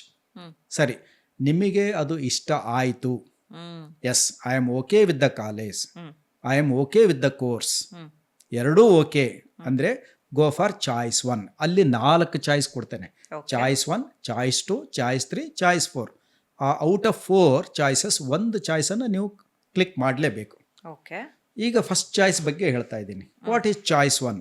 Choice 1 ಅಂತಂದರೆ, ನನಗೆ ಈಗ ಅಲಾಟ್ ಆಗಿರ್ತಕ್ಕಂಥ ಕಾಲೇಜು ಓಕೆ, ಅಲಾಟ್ ಆಗಿರ್ತಕ್ಕಂಥ seat okay, I am happy with that, I will freeze this seat, I will go and report to the college. ಅಲ್ಲಿಗೆ ಮುಗಿತು. Suppose college okay, ನನಗೆ XYZ college ಬೇಕಾಗಿತ್ತು, ಸಿಕ್ತು, ಬಟ್ ಕೋರ್ಸು ನನಗೆ ಬೇಕಾಗಿದ್ದು ಸಿಗಲಿಲ್ಲ, I am not okay with the course. ನಾವು ಅವಾಗ ಏನು ಮಾಡಬೇಕು? I will retain this seat, but I will participate in the next round. ನಾನು ಒಂದು ಅಟೆಂಪ್ಟ್ ಮಾಡ್ತೀನಿ, ಪ್ರಯತ್ನ ಮಾಡ್ತೀನಿ ನೆಕ್ಸ್ಟ್ ರೌಂಡಿಗೆ. ಅವಾಗ ಏನು ಮಾಡ್ಬೋದು, ನೀವು ಚಾಯ್ಸ್ 2 ಪ್ರೆಸ್ ಮಾಡಬೇಕು. ವಾಟ್ ಈಸ್ ಚಾಯ್ಸ್ 2 ಅಂದರೆ ಹೋಲ್ಡ್. ಇದನ್ನು ನಾನು ಹೋಲ್ಡ್ ಮಾಡ್ತಾ ಇದ್ದೀನಿ, ಬಟ್ ಫಾರ್ ಬೆಟರ್ ಇಂಪ್ರೂವ್ಮೆಂಟ್ ನಾನು either change of college or change of course, ಯಾವುದಾದ್ರೂ ಒಂದು ನನಗೆ ಇಷ್ಟವಾಗಿರೋದು ಸಿಗಲಿ, ಇದಕ್ಕಿಂತ ಮೇಲೆ ಇರೋದು. ಇಲ್ಲಿ ಇನ್ನೊಂದು ಅಂಶ ಏನಂದರೆ, ಉದಾಹರಣೆಗೆ ನೀವು 30 ಎಂಟ್ರಿ ಮಾಡಿರ್ತೀರಿ ಆಪ್ಷನ್, ಆ 30ರಲ್ಲಿ ನಿಮಗೆ 8ನೇ ಆಪ್ಷನ್ ಸಿಕ್ಕಿದೆ ಅಂತ ಹೇಳಿದ್ರೆ ನೆಕ್ಸ್ಟ್ ರೌಂಡಲ್ಲಿ 8ರಿಂದ ಮೇಲಕ್ಕೆ ಸಿಗೋ ಚಾನ್ಸಸ್ಸೇ ಇರುತ್ತೆ ವಿನ 8ರಿಂದ ಕೆಳಗೆ ಹೋಗಲ್ಲ. Because the best of the best ಆಪ್ಷನ್ನೇ ಕೊಟ್ಟಿದೆ ಅದು. Out of 30 when you got allotted 8th ಅಂತಂದರೆ ನೆಕ್ಸ್ಟ್ ಏನಿದ್ರು 7, 6, 5, 4, 3, 2ನೇ ಬರಬೇಕು. ಓಕೆ, ಸೊ ಇಲ್ಲಿ ನಾವು ಕೊಡೋ 30ನೂ ಟಾಪ್ ಪ್ರಯಾರಿಟೈಸ್ ಮಾಡ್ಕೊಂಡು ಕೊಡಬೇಕು. ಫಸ್ಟ್ ಪ್ರಯಾರಿಟಿ ಇದು. ನನಗಿದೆ ಫಸ್ಟ್, ಇದೇ second, that is called prioritisation. That is why it is called option entry. So ಅಲ್ಲಿಗೆ ಅವ್ರು ಏನು ಮಾಡ್ಬೇಕು, ಕ್ಯಾಂಡಿಡೇಟ್ ಹೋಲ್ಡ್ ಕೊಡಬೇಕು. ಸೆಕೆಂಡ್ ರೌಂಡಲ್ಲಿ ಅದು ಇನ್ನೂ ಬೆಟರ್ ಕಾಲೇಜ್ ಸಿಗ್ತಾ 8th ಸಿಕ್ಕಿದೆ ಅಂದ್ಕೊಳ್ಳಿ, 7th, 6th ಹಿಂಗೆ ಹುಡುಕ್ತಾ ಹೋಗುತ್ತೆ ಸಾಫ್ಟ್ವೇರ್, ಎಲ್ಲಿ ಸಿಗುತ್ತೆ ಅಲ್ಲಿ ಕೊಡುತ್ತೆ. ಒಂದು ವೇಳೆ ಅನ್ಫಾರ್ಚುನೇಟ್ಲಿ ಅದು ಯಾವುದಕ್ಕೂ ಖಾಲಿ ಇಲ್ಲ, ಸಿಗಲ್ಲ ಅಂದರೆ ಅದನ್ನೇ ರಿಟೈನ್ ಮಾಡುತ್ತೆ. Then you have to accept. So ಅದನ್ನ ಚಾಯ್ಸ್ 2 ಅಂತೀವಿ. Hold, I will wait, if not I will come back and admit. This is choice 2. Then what is choice 3? Choice 3 ಏನಂದರೆ, ನೀವು 30 ಹಾಕಿದ್ದೀರಾ, for example, it's only an example, 30 seat 30 option entry ಹಾಕಿದ್ದೀರಾ, 18ನೇದು ಯಾವುದೋ ಒಂದು ಸಿಕ್ತು. ಅವತ್ತೇನು ಅನಿಸ್ಬಿಡುತ್ತೆ, ಅಯ್ಯೋ ನನಗಿದು ಒಂದು ಮಾತ್ರ ಬೇಡ ಆಗಿತ್ತು, ಇನ್ನೆಲ್ಲ ಓಕೆ ಇತ್ತು, ಇದು ಒಂದು ಬೇಡ ಆಗಿತ್ತು, ಅದೇ ಬಂದ್ಬಿಟ್ಟಿದೆ. ಇದು ಆಗುತ್ತೆ, ಸುಮಾರು ಜನರಿಗೆ ಆಗಿದೆ, ನಾನು ನೋಡಿದ್ದೀನಿ ನನ್ನ ವಿದ್ಯಾರ್ಥಿಗಳಲ್ಲಿ. ಆವಾಗ ಅವ್ರು ಏನು ಮಾಡ್ಬೋದು, ಇದು ಒಂದು ಮಾತ್ರ ಬೇಡ ಆಗಿತ್ತು, ಆ ಮೂಮೆಂಟಲ್ಲಿ ಏನೋ ಹಾಕಿಬಿಟ್ಟಿದ್ದೆ ಅಥವಾ ಯಾರೋ ಹೇಳಿದ್ರು ಅಂತ ಹಾಕಿದೆ, ಈಗ ನನಗೆ ಅದು ಬೇಡ ಸರಿ. ಅಂದಾಗ you have a choice 3 option. Choice 3 ಅಂತ ಪ್ರೆಸ್ ಮಾಡಿದ್ರೆ ಮುಂದಿನ ಆಯ್ಕೆಯಲ್ಲಿ ಅಂದರೆ ನೆಕ್ಸ್ಟ್ ರೌಂಡಲ್ಲಿ ಅದನ್ನ ಡಿಲೀಟ್ ಮಾಡ್ಬಿಡುತ್ತೆ. So there is no 18th option at all. ಅದು ಆಪ್ಷನ್ ಹೋಗಿ 19th will become 18th, 20th will become 19th. Okay fine. So ನಿಮಗೆ ಅದು ಒಂದು ಪರ್ಟಿಕ್ಯುಲರ್ ಚಾಯ್ಸ್ ಬೇಡ, ಅವಾಗ ಯು ಗೋ ಫಾರ್ ಚಾಯ್ಸ್ 3. ಇನ್ನ ಒಂದು ಚಾಯ್ಸ್ 4, ಇಲ್ಲ ನಾನು ಹಾಕಿಬಿಟ್ಟಿದ್ದೀನಿ ಎಲ್ಲ ಕಾಲೇಜು, ಇನ್ ಬಿಟ್ವೀನ್ ನನಗೇನೋ ಮೆಡಿಕಲ್ ಸಿಕ್ತು, ಅಗ್ರಿಕಲ್ಚರ್ ಸಿಕ್ತು, ಆಯುರ್ವೇದಿಕ್ ಸಿಕ್ತು, ಅಥವಾ ಇನ್ಯಾವುದೋ ಕಾರಣದಿಂದ ನನಗಿದು ಬೇಡ, ಇಂಜಿನಿಯರಿಂಗೇ ಬೇಡ, ನನಗೆ ಈ ಆಪ್ಷನ್ ಎಂಟ್ರಿ ಆಯ್ಕೆನೇ ಬೇಡ ಅಂದರೆ I will come out of this process, I will quit the process, then go for choice 4. But very very careful and dangerous thing ಏನಂದರೆ, ಬೈ ಚಾನ್ಸ್ ನೀವೇನಾದರೂ ಚಾಯ್ಸ್ 4 ಯಾವುದೇ ಕಾರಣಕ್ಕೆ ಒತ್ತಿಬಿಟ್ರೆ ಅಲ್ಲಿಗೆ ಅದು ಮುಗೀತು. ನೆಕ್ಸ್ಟ್ ಯಾವುದೇ ಕಾರಣಕ್ಕೂ ನೀವು ಅಲ್ಲಿ ಪಾರ್ಟಿಸಿಪೇಟ್ ಮಾಡೋಕ್ಕಾಗಲ್ಲ. ಬಹಳ ಹುಷಾರಾಗಿ ಜಾಗರೂಕತೆಯಿಂದ ಎಕ್ಸಸೈಸ್ ಮಾಡಿ ಅಂತ ನಾನು ವೀಕ್ಷಕರಿಗೆ ಹೇಳಲು ಪ್ರಯತ್ನ ಮಾಡ್ತೀನಿ. Very nice sir. ಬಟ್ ಇಲ್ಲಿ second option and third option in case ನಾವು ಚೂಸ್ ಮಾಡಿದ್ರೆ ರೌಂಡ್ 2ಗೆ ಹೋದಾಗ ಅಲ್ಲಿ ಏನ್ ಕೊಡುತ್ತೋ ಅದೇ ಫೈನಲ್. ಅದು ರೌಂಡ್ 2ಗೆ ಹೋದಾಗ ಏನು ಕೊಡುತ್ತೆ ನೀವು ಅದು ಫೈನಲ್. ಅದು ಆಪ್ಷನ್ ಬಿಟ್ಟು ಇನ್ನೇನು. ಇಲ್ಲಿ ಫಸ್ಟ್ ರೌಂಡು ಸೆಕೆಂಡ್ ರೌಂಡ್ 2 ಇರುತ್ತೆ. ಸಮ್ ಟೈಮ್ಸ್ ಏನಾಗುತ್ತೆ, ಸೆಕೆಂಡ್ ಎಕ್ಸ್ಟೆಂಡೆಡ್ ರೌಂಡ್ ಅಂತಲೂ ಕಂಡಕ್ಟ್ ಮಾಡ್ತಾರೆ. ಆವಾಗ ಎಲ್ಲ ಈಗ ಫಸ್ಟ್ ರೌಂಡು ಸೆಕೆಂಡ್ ರೌಂಡಲ್ಲಿ ಏನಾಗುತ್ತೆ, ನಿಮಗೆ seat allotment based on the quota also. ಅಲ್ಲಿ ಸುಮಾರು ಕೋಟಾಸ್ ಇದೆ, 1A 1G 2A 2B 3A 3B, general merit, Hyderabad Karnataka quota ಅಂತ ಒಂದಿದೆ 371. ನಮ್ಮ ಈ ಬಳ್ಳಾರಿ, ರಾಯಚೂರು, ಕಲಬುರಗಿ, ವಿಜಾಪುರ ಸೈಡಿಂದ ಅವರಿಗೆ 371 ಕೋಟಾನೂ ಇದೆ. ಸೊ ಆ ಕೋಟಾದಲ್ಲೂ 8% ರಿಸರ್ವೇಷನ್ ಇರುತ್ತೆ ಪ್ರತಿ ಕಾಲೇಜಲ್ಲೂ. ಸೊ ಅದರಲ್ಲೂ ಸೀಟ್ ಸಿಗುತ್ತೆ. ಬಟ್ ಸೆಕೆಂಡ್ ಎಕ್ಸ್ಟೆಂಡೆಡ್ ರೌಂಡಲ್ಲಿ ಈ ಎಲ್ಲ ಕೋಟಾಗಳನ್ನು ಕ್ಯಾನ್ಸಲ್ ಮಾಡಿ ಒಂದು ಕಾಮನ್ ಜನರಲ್ ಮೆರಿಟ್ ಅಂತ ಮಾಡಿ ಆಯ್ಕೆ ಇನ್ನೂ ಒಂದು ಅವಕಾಶ ಕೊಡ್ತಾರೆ. ಸಮ್ಟೈಮ್ಸ್ ಕೆಲವರಿಗೆ ಅದರಲ್ಲೂ ಸೀಟ್ ಸಿಗುತ್ತೆ. ಸುಮಾರು ಅವಕಾಶಗಳಿದೆ. ಬಟ್ ಅಲ್ಟಿಮೇಟ್ಲಿ ರೌಂಡ್ 2 ಅಷ್ಟೇ. ರೌಂಡ್ 2ಗೆ ನಾವು ಫಿಕ್ಸ್ ಆಗಿಬಿಡಬೇಕು. ನಮ್ಮ ಮೆಂಟಲಿ ನಾವು ರೌಂಡ್ 2ಗೆ ಆಲ್ಮೋಸ್ಟ್ ಡಿಸೈಡ್ ಆಗಿಬಿಡಬೇಕು. Sometimes we have to wait for second extended round. ಇನ್ನು ಕೆಲವು ಸಂದರ್ಭದಲ್ಲಿ ಸ್ಪೆಷಲ್ ಸಿಚುವೇಶನ್ ರೌಂಡ್ ಅಂತಲೂ ಮಾಡಿದ್ದಾರೆ. ಬಟ್ ಅದು ಎಕ್ಸೆಪ್ಷನಲ್ ಕೇಸ್. ಬಟ್ ಈ ಚಾಯ್ಸ್ 1, ಚಾಯ್ಸ್ 2, ಚಾಯ್ಸ್ 3, ಚಾಯ್ಸ್ 4 ನೀವು ಪ್ರಿಂಟ್ ತೆಗೆದು ಪ್ರತಿನಿತ್ಯ ಓದಿ ಪಕ್ಕಾ ಕನ್ಫರ್ಮ್ ಆಗಿ ಇರಬೇಕು. ಇದು ತುಂಬಾ important. Very nice sir. Okay, ನಿಮ್ಮ 20 ವರ್ಷದ ಎಕ್ಸ್ಪೀರಿಯನ್ಸ್ ಅಲ್ಲಿ ಕೌನ್ಸಿಲಿಂಗ್ ಅಲ್ಲಿ ಸ್ಟೂಡೆಂಟ್ಸ್ ಮಾಡಿದಂತ ಅಥವಾ ಮಾಡಬಹುದಾದಂತ ದೊಡ್ಡ ತಪ್ಪು ಏನ್ ಇದೆನಾ? ಇದನ್ನ ನಾವು ಡೂಸ್ ಅಂಡ್ ಡೋಂಟ್ಸ್ ಅಂತೀವಿ. ಓಕೆ, ಇದನ್ನ ನಾವು ಹೇಳಬೇಕು ಅಂದ್ರೆ ಸುಮಾರು ಉದಾಹರಣೆಗಳಿದೆ. ಆದ್ರೆ ಒಂದು ಅಥವಾ 2 ಹೇಳ್ತೀನಿ ನಾನು ನಿಮಗೆ. ಇಲ್ಲಿ ಏನು ಮಾಡಬೇಕು ಅಂದರೆ, ವಿದ್ಯಾರ್ಥಿಗಳು ಆಪ್ಷನ್ ಎಂಟ್ರಿ ಮಾಡೋದಕ್ಕಿಂತ ಮುಂಚೆ ಮಾನಸಿಕವಾಗಿ ಸುಮಾರು ಸಿದ್ಧತೆ ಮಾಡ್ಕೋಬೇಕು, ತಯಾರಿ ಮಾಡ್ಕೋಬೇಕು. ಒಂದು ನೋಟ್ಬುಕ್ಕು, ಒಂದು ಡೈರಿನಲ್ಲಿ ಎಲ್ಲ. ಏನು ಅಂತಂದರೆ, ಈಗ ನೀವು ಒಂದು 5ರಿಂದ 6 ಕಾಲೇಜ್ ಸೆಲೆಕ್ಟ್ ಮಾಡಿದ್ದೀರಾ. XYZ, ABC, JQK ಯಾವುದೋ 5 ಕಾಲೇಜಸ್ ಸೆಲೆಕ್ಟ್ ಮಾಡಿದ್ದೀರಾ. ಸುಮಾರು ತಪ್ಪು ಏನು ಮಾಡ್ತಾರೆ ಅಂದರೆ, ಆ ಕಾಲೇಜ್ ವೆಬ್ಸೈಟ್ ಇರುತ್ತೆ, ಪ್ರತಿ ಕಾಲೇಜ್ಗೂ ಅವ್ರದ್ದೇ ಆದ ಒಂದು ವೆಬ್ಸೈಟ್ ಇರುತ್ತೆ. Go and visit their website, see what is happening in their college. ಅಲ್ಲಿ ಪ್ಲೇಸ್ಮೆಂಟ್ಸ್ ಆಗಿದೆ, ಫೆಸಿಲಿಟಿ ಆಗಿದೆ, ಲ್ಯಾಬ್ರೋಟರೀಸ್ ಆಗಿದೆ, ಸ್ಟಾಫ್ ಆಗಿದ್ದಾರೆ, ಅಲ್ಲಿ ಹೌ ಮೆನಿ ಕ್ವಾಲಿಫೈಡ್ ಡಾಕ್ಟರೇಟ್ಸ್ ಎಷ್ಟಿದ್ದಾರೆ, ಆಮೇಲೆ whether college is accredited by NBA and NAC. ಇದು ತುಂಬ important madam. What is NBA and NAC ಅಂತಂದರೆ, ಇವು ನಮ್ಮ ಒಂದು ಕಾಲೇಜಿನ ಮಾನದಂಡಗಳು, ಹೇಗಿದೆ ಕ್ವಾಲಿಟಿ ಅಂತ. National board of accreditation from new Delhi and NAC. ಈ ಯಾವುದೇ ಒಂದು ಕಾಲೇಜು ಅಕ್ರಿಡೇಷನ್ ಆಗಿದೆ NAC NB ಅಂತಂದರೆ ಅಲ್ಲಿ ಏನು ಅಡ್ವಾಂಟೇಜ್ ಆಗುತ್ತೆ ಅಂದರೆ, ಹುಡುಗರಿಗೆ ಕೆಲವರು ಇಂಜಿನಿಯರ್ ಮುಗಿಸಿ MS ಮಾಡಲಿಕ್ಕೆ ಅಬ್ರಾಡಿಗೆ ಹೋಗ್ತಾರೆ, ಔಟ್ ಆಫ್ ಕಂಟ್ರಿ. ಆವಾಗ ಯೂನಿವರ್ಸಿಟಿಗೆ ಅಪ್ಲೈ ಮಾಡಬೇಕಾದ್ರೆ ಅಲ್ಲೊಂದು ಕ್ವಶನ್ ಇರುತ್ತೆ, weather your college is accredited by NBA and NAC. ಅವಾಗ ಅವ್ರಿಗೆ ಹೆಲ್ಪ್ ಆಗುತ್ತೆ. ಅದು ಒಂದೇ ಅಲ್ಲದೆ ಯಾವುದೇ ಒಂದು ಕಾಲೇಜು NBA ಮತ್ತು NAC ಆಗಿದೆ ಅಂದರೆ ಅಲ್ಲಿಗೊಂದು ಕ್ವಾಲಿಟಿ ಬೆಟರ್ ಅಂತ ಒಂದು ಇಂಡಿಕೇಶನ್ ಇರುತ್ತೆ. ಸೊ ಇದನ್ನು ಚೆಕ್ ಮಾಡಬೇಕು. ಆಮೇಲೆ ವೆಬ್ಸೈಟಲ್ಲಿ ನಿಮ್ಗೆ ಏನೇನು ಸಿಗುತ್ತೆ ಅಂದರೆ, ಆ ಕಾಲೇಜ್ ನಿಮ್ಮ ಮನೆಯಿಂದ ಎಷ್ಟು ದೂರ ಇದೆ ಅಥವಾ ನಿಮ್ಮ ಊರಿಂದ ಎಷ್ಟು ದೂರ ಇದೆ, ಅಲ್ಲಿ ಟ್ರಾನ್ಸ್ಪೋರ್ಟ್ ಫೆಸಿಲಿಟಿ ಹೇಗಿದೆ, ಬಸ್ಸಸ್ ಇದೆಯಾ, ರೂಟ್ ಇದೆಯಾ, ಹಾಸ್ಟೆಲ್ ಇದೆಯಾ, boys hostel, girls hostel, facility ಹೇಗಿದೆ. ಆಮೇಲೆ ಕೆಲವರು ಸ್ಪೋರ್ಟ್ಸ್ ನೋಡ್ತಾ ಇರ್ತಾರೆ, ಇನ್ನು ಕೆಲವರು ಪರ್ಟಿಕ್ಯುಲರ್ ಆಗಿ NCC ಇದೆಯಾ. ನನಗೆ ಬರ್ತಕ್ಕಂಥ ಎಷ್ಟೋ ಜನ ಪೇರೆಂಟ್ಸು, ಸರ್ ಇಲ್ಲಿ NCC ಇದೆಯಾ, ಇದ್ರೆ ಸೇರಿಸ್ತೀನಿ ಅಂದರೆ ಪರ್ಟಿಕ್ಯುಲರ್ ಅಬೌಟ್ NCC NSS ಅಂದರೆ ಏನೇನು ಫೆಸಿಲಿಟೀಸ್ ಅಂತ. ಈ ವಿದ್ಯಾರ್ಥಿಗಳು ಅದನ್ನೆಲ್ಲ ಮೊದಲೇ ಪ್ರಿಪ್ರೇಷನ್ ಮಾಡ್ಕೋಬೇಕು. ನಾನು ಈ ಕಾಲೇಜ್ ಸೇರಬೇಕು ಅಂದರೆ ಇಲ್ಲಿ ಏನು ಫೆಸಿಲಿಟಿ ಇದೆ, ವೆಬ್ಸೈಟನ್ನು ವಿಸಿಟ್ ಮಾಡಿ. ಸಾಧ್ಯವಾದರೆ ನೀವು ಅದೇ ಊರಲ್ಲಿದ್ದರೆ ಫಿಸಿಕಲ್ ಆಗಿ ಹೋಗಿ ಆ ಕಾಲೇಜಿಗೆ ಹೋಗಿ ಸುಮಾರು ಜನ ಬರ್ತಾರೆ, ನಮ್ಮ ಕಾಲೇಜಿಗೂ ಪೇರೆಂಟ್ಸ್ ಬರ್ತಾರೆ, ವಿದ್ಯಾರ್ಥಿ ಬರ್ತಾರೆ, ನಾವು ಅವ್ರನ್ನ ಎಲ್ಲ ನಮ್ಮ ಫಸ್ಟ್ ಟೂರ್ ಮಾಡ್ತೀವಿ, ಲ್ಯಾಬ್ರೋಟ್ರೀಸ್ HODS ಹತ್ರ ಮಾತಾಡ್ತಾರೆ, ಪ್ರಿನ್ಸಿಪಲ್ ಹತ್ರ ಮಾತಾಡ್ತಾರೆ, ಎಲ್ಲ ನೋಡಿ ಓಕೆ ಸರ್ ಹತ್ರ, ಹಾಗೆ ಇದೆಲ್ಲ ಮಾಡಬೇಕು. ಸೊ ಸುಮಾರು ಜನ ಇದನ್ನು ಮಾಡಲ್ಲ, ಅಯ್ಯೋ ನಾನು ನೋಡಲೇ ಇಲ್ಲ ಸರ್ ಮೊದಲು ಕಾಲೇಜು ಇದು. ಆಮೇಲೆ ಇನ್ನು ತಪ್ಪುಗಳು ಮಾಡೋದಂದರೆ ಸುಮಾರು ತಪ್ಪುಗಳು ಮಾಡ್ತಾರೆ. ಏನು ಅಂತಂದರೆ ನೀವು ಹೇಳ್ದಂಗೆ ಒಂದೇ ಕಾಲೇಜನ್ನು ಹಿಡ್ಕೊಂಡು ಎಲ್ಲ ಕೋರ್ಸ್ಗಳು ಹಾಕಿಬಿಡೋದು, ಅದು ಒಂದೇ ಕಾಲೇಜು ಕೋರ್ಸ್ಗಳು ಎಲ್ಲ ಹಾಕಿಬಿಡೋದು, ಅಥವಾ ಒಂದೇ ಕೋರ್ಸ್ ಹಿಡ್ಕೊಂಡು ಬೇರೆ ಬೇರೆ ಕಾಲೇಜ್ ಹಾಕೋದು.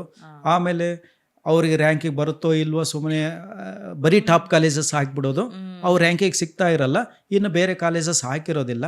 ಅವಾಗ ಏನಾಗುತ್ತೆ, ಪೇರೆಂಟ್ಸ್ ಬಂದು ಸರ್ ನಮ್ಮ ಮಗನಿಗೆ ಸೀಟೇ ಸಿಕ್ಕಿಲ್ಲ, ಈ ಕಾಲೇಜಲ್ಲಿ ಸಿಗ್ತಾ ಇತ್ತಲ್ಲಂದ್ರೆ ಸರ್ ನಾವು ಅದನ್ನು ಎಂಟ್ರಿ ಮಾಡಿಲ್ಲ, ನೀವು ಸ್ಟಾರ್ಟಿಂಗ್ ಏನು ಮಾರ್ಕ್ ಇದರಲ್ಲಿ ಹಾಕಬೇಕಲ್ಲ ಅಲಾಟ್ಮೆಂಟಲ್ಲಿ, ಅವಾಗಲೇ ಹಾಕಿರ್ಬೇಕೆಲ್ಲ, ನಿಮ್ದು ಏನೂ ಲಾಸ್ ಆಗಲ್ಲ. ಕೆಲವರು 10-20 ಮಾತ್ರ ಹಾಕ್ತಾರೆ, ಹಾಕಿ ಇನ್ನೂ 20 ಹಾಕಿ, ಇನ್ನೂ 40 ಹಾಕಿ, ನೀವು ಎಲ್ಲ ಕಾಲೇಜು ಹಾಕಿ ನಿಮ್ಮ ರ್ಯಾಂಕ್ ಪ್ರಕಾರ. ಕೊನೆಗೆ ಮೂಮೆಂಟಲ್ಲಿ ನಾನು ಹಾಕಿದರೆ ಚೆನ್ನಾಗಿತ್ತು, ನನಗೆ ಸಿಗಲಿಲ್ಲ ಅಂತ ರಿಗ್ರೆಟ್ ಬೇಡ, ಇದು ಒಂದು ಮಿಸ್ಟೇಕ್ ಮಾಡ್ತಾರೆ. ಇನ್ನು ಕೆಲವರು ಇನ್ನೇನು ಮಿಸ್ಟೇಕ್ ಮಾಡ್ತಾರೆ ಅಂದರೆ, ನನ್ನ ಫ್ರೆಂಡು ಅಲ್ಲಿ ಸೇರ್ತಾ ಇದ್ದಾರೆ, ನಾನು ಅಲ್ಲಿ ಸೇರಬೇಕು, ಅಪ್ಪ ಅಮ್ಮನ ಮಾತು ಕೇಳಲ್ಲ, ಟೀಚರ್ ಮಾತು ಕೇಳಲ್ಲ, ಪಿಯರ್ ಪ್ರೆಷರ್, ಇದನ್ನ ಪಿಯರ್ ಪ್ರೆಷರ್ ಅಂತಾರೆ. ಇಲ್ಲ ನನ್ನ ಫ್ರೆಂಡ್ ಅಲ್ಲಿ ಸೇರ್ತಾ ಇದ್ದಾಳೆ, ನಾನು ಅಲ್ಲಿ ಸೇರಬೇಕು, ಇದು ಕಾಮನ್. ಆ ಮಿಸ್ಟೇಕ್ ಬಟ್ ಆ ಫ್ರೆಂಡ್ ರ್ಯಾಂಕ್ ಬೇರೆ ಇರುತ್ತೆ, ಇವ್ರದ್ದು ರ್ಯಾಂಕ್ ಬೇರೆ ಇರುತ್ತೆ, ಸೊ ಅವ್ರಿಗೆ ಸಿಗುತ್ತೆ ಇವ್ರಿಗೆ ಸಿಗಲ್ಲ. So it is not like that. ಇಲ್ಲಿ ಫ್ರೆಂಡ್ಶಿಪ್ ಅನ್ನೋದು ಇಂಪಾರ್ಟೆಂಟ್ ಅಲ್ಲ, ನಿಮ್ಮ ರ್ಯಾಂಕ್ ಎಷ್ಟಿದೆ ಅನ್ನೋದು ಭಾಳ ಇಂಪಾರ್ಟೆಂಟ್. ಅದು 1-2 ರ್ಯಾಂಕಲ್ಲಿ ವ್ಯತ್ಯಾಸ ಆದ್ರೂ ಹಾಗಾಗತ್ತೆ.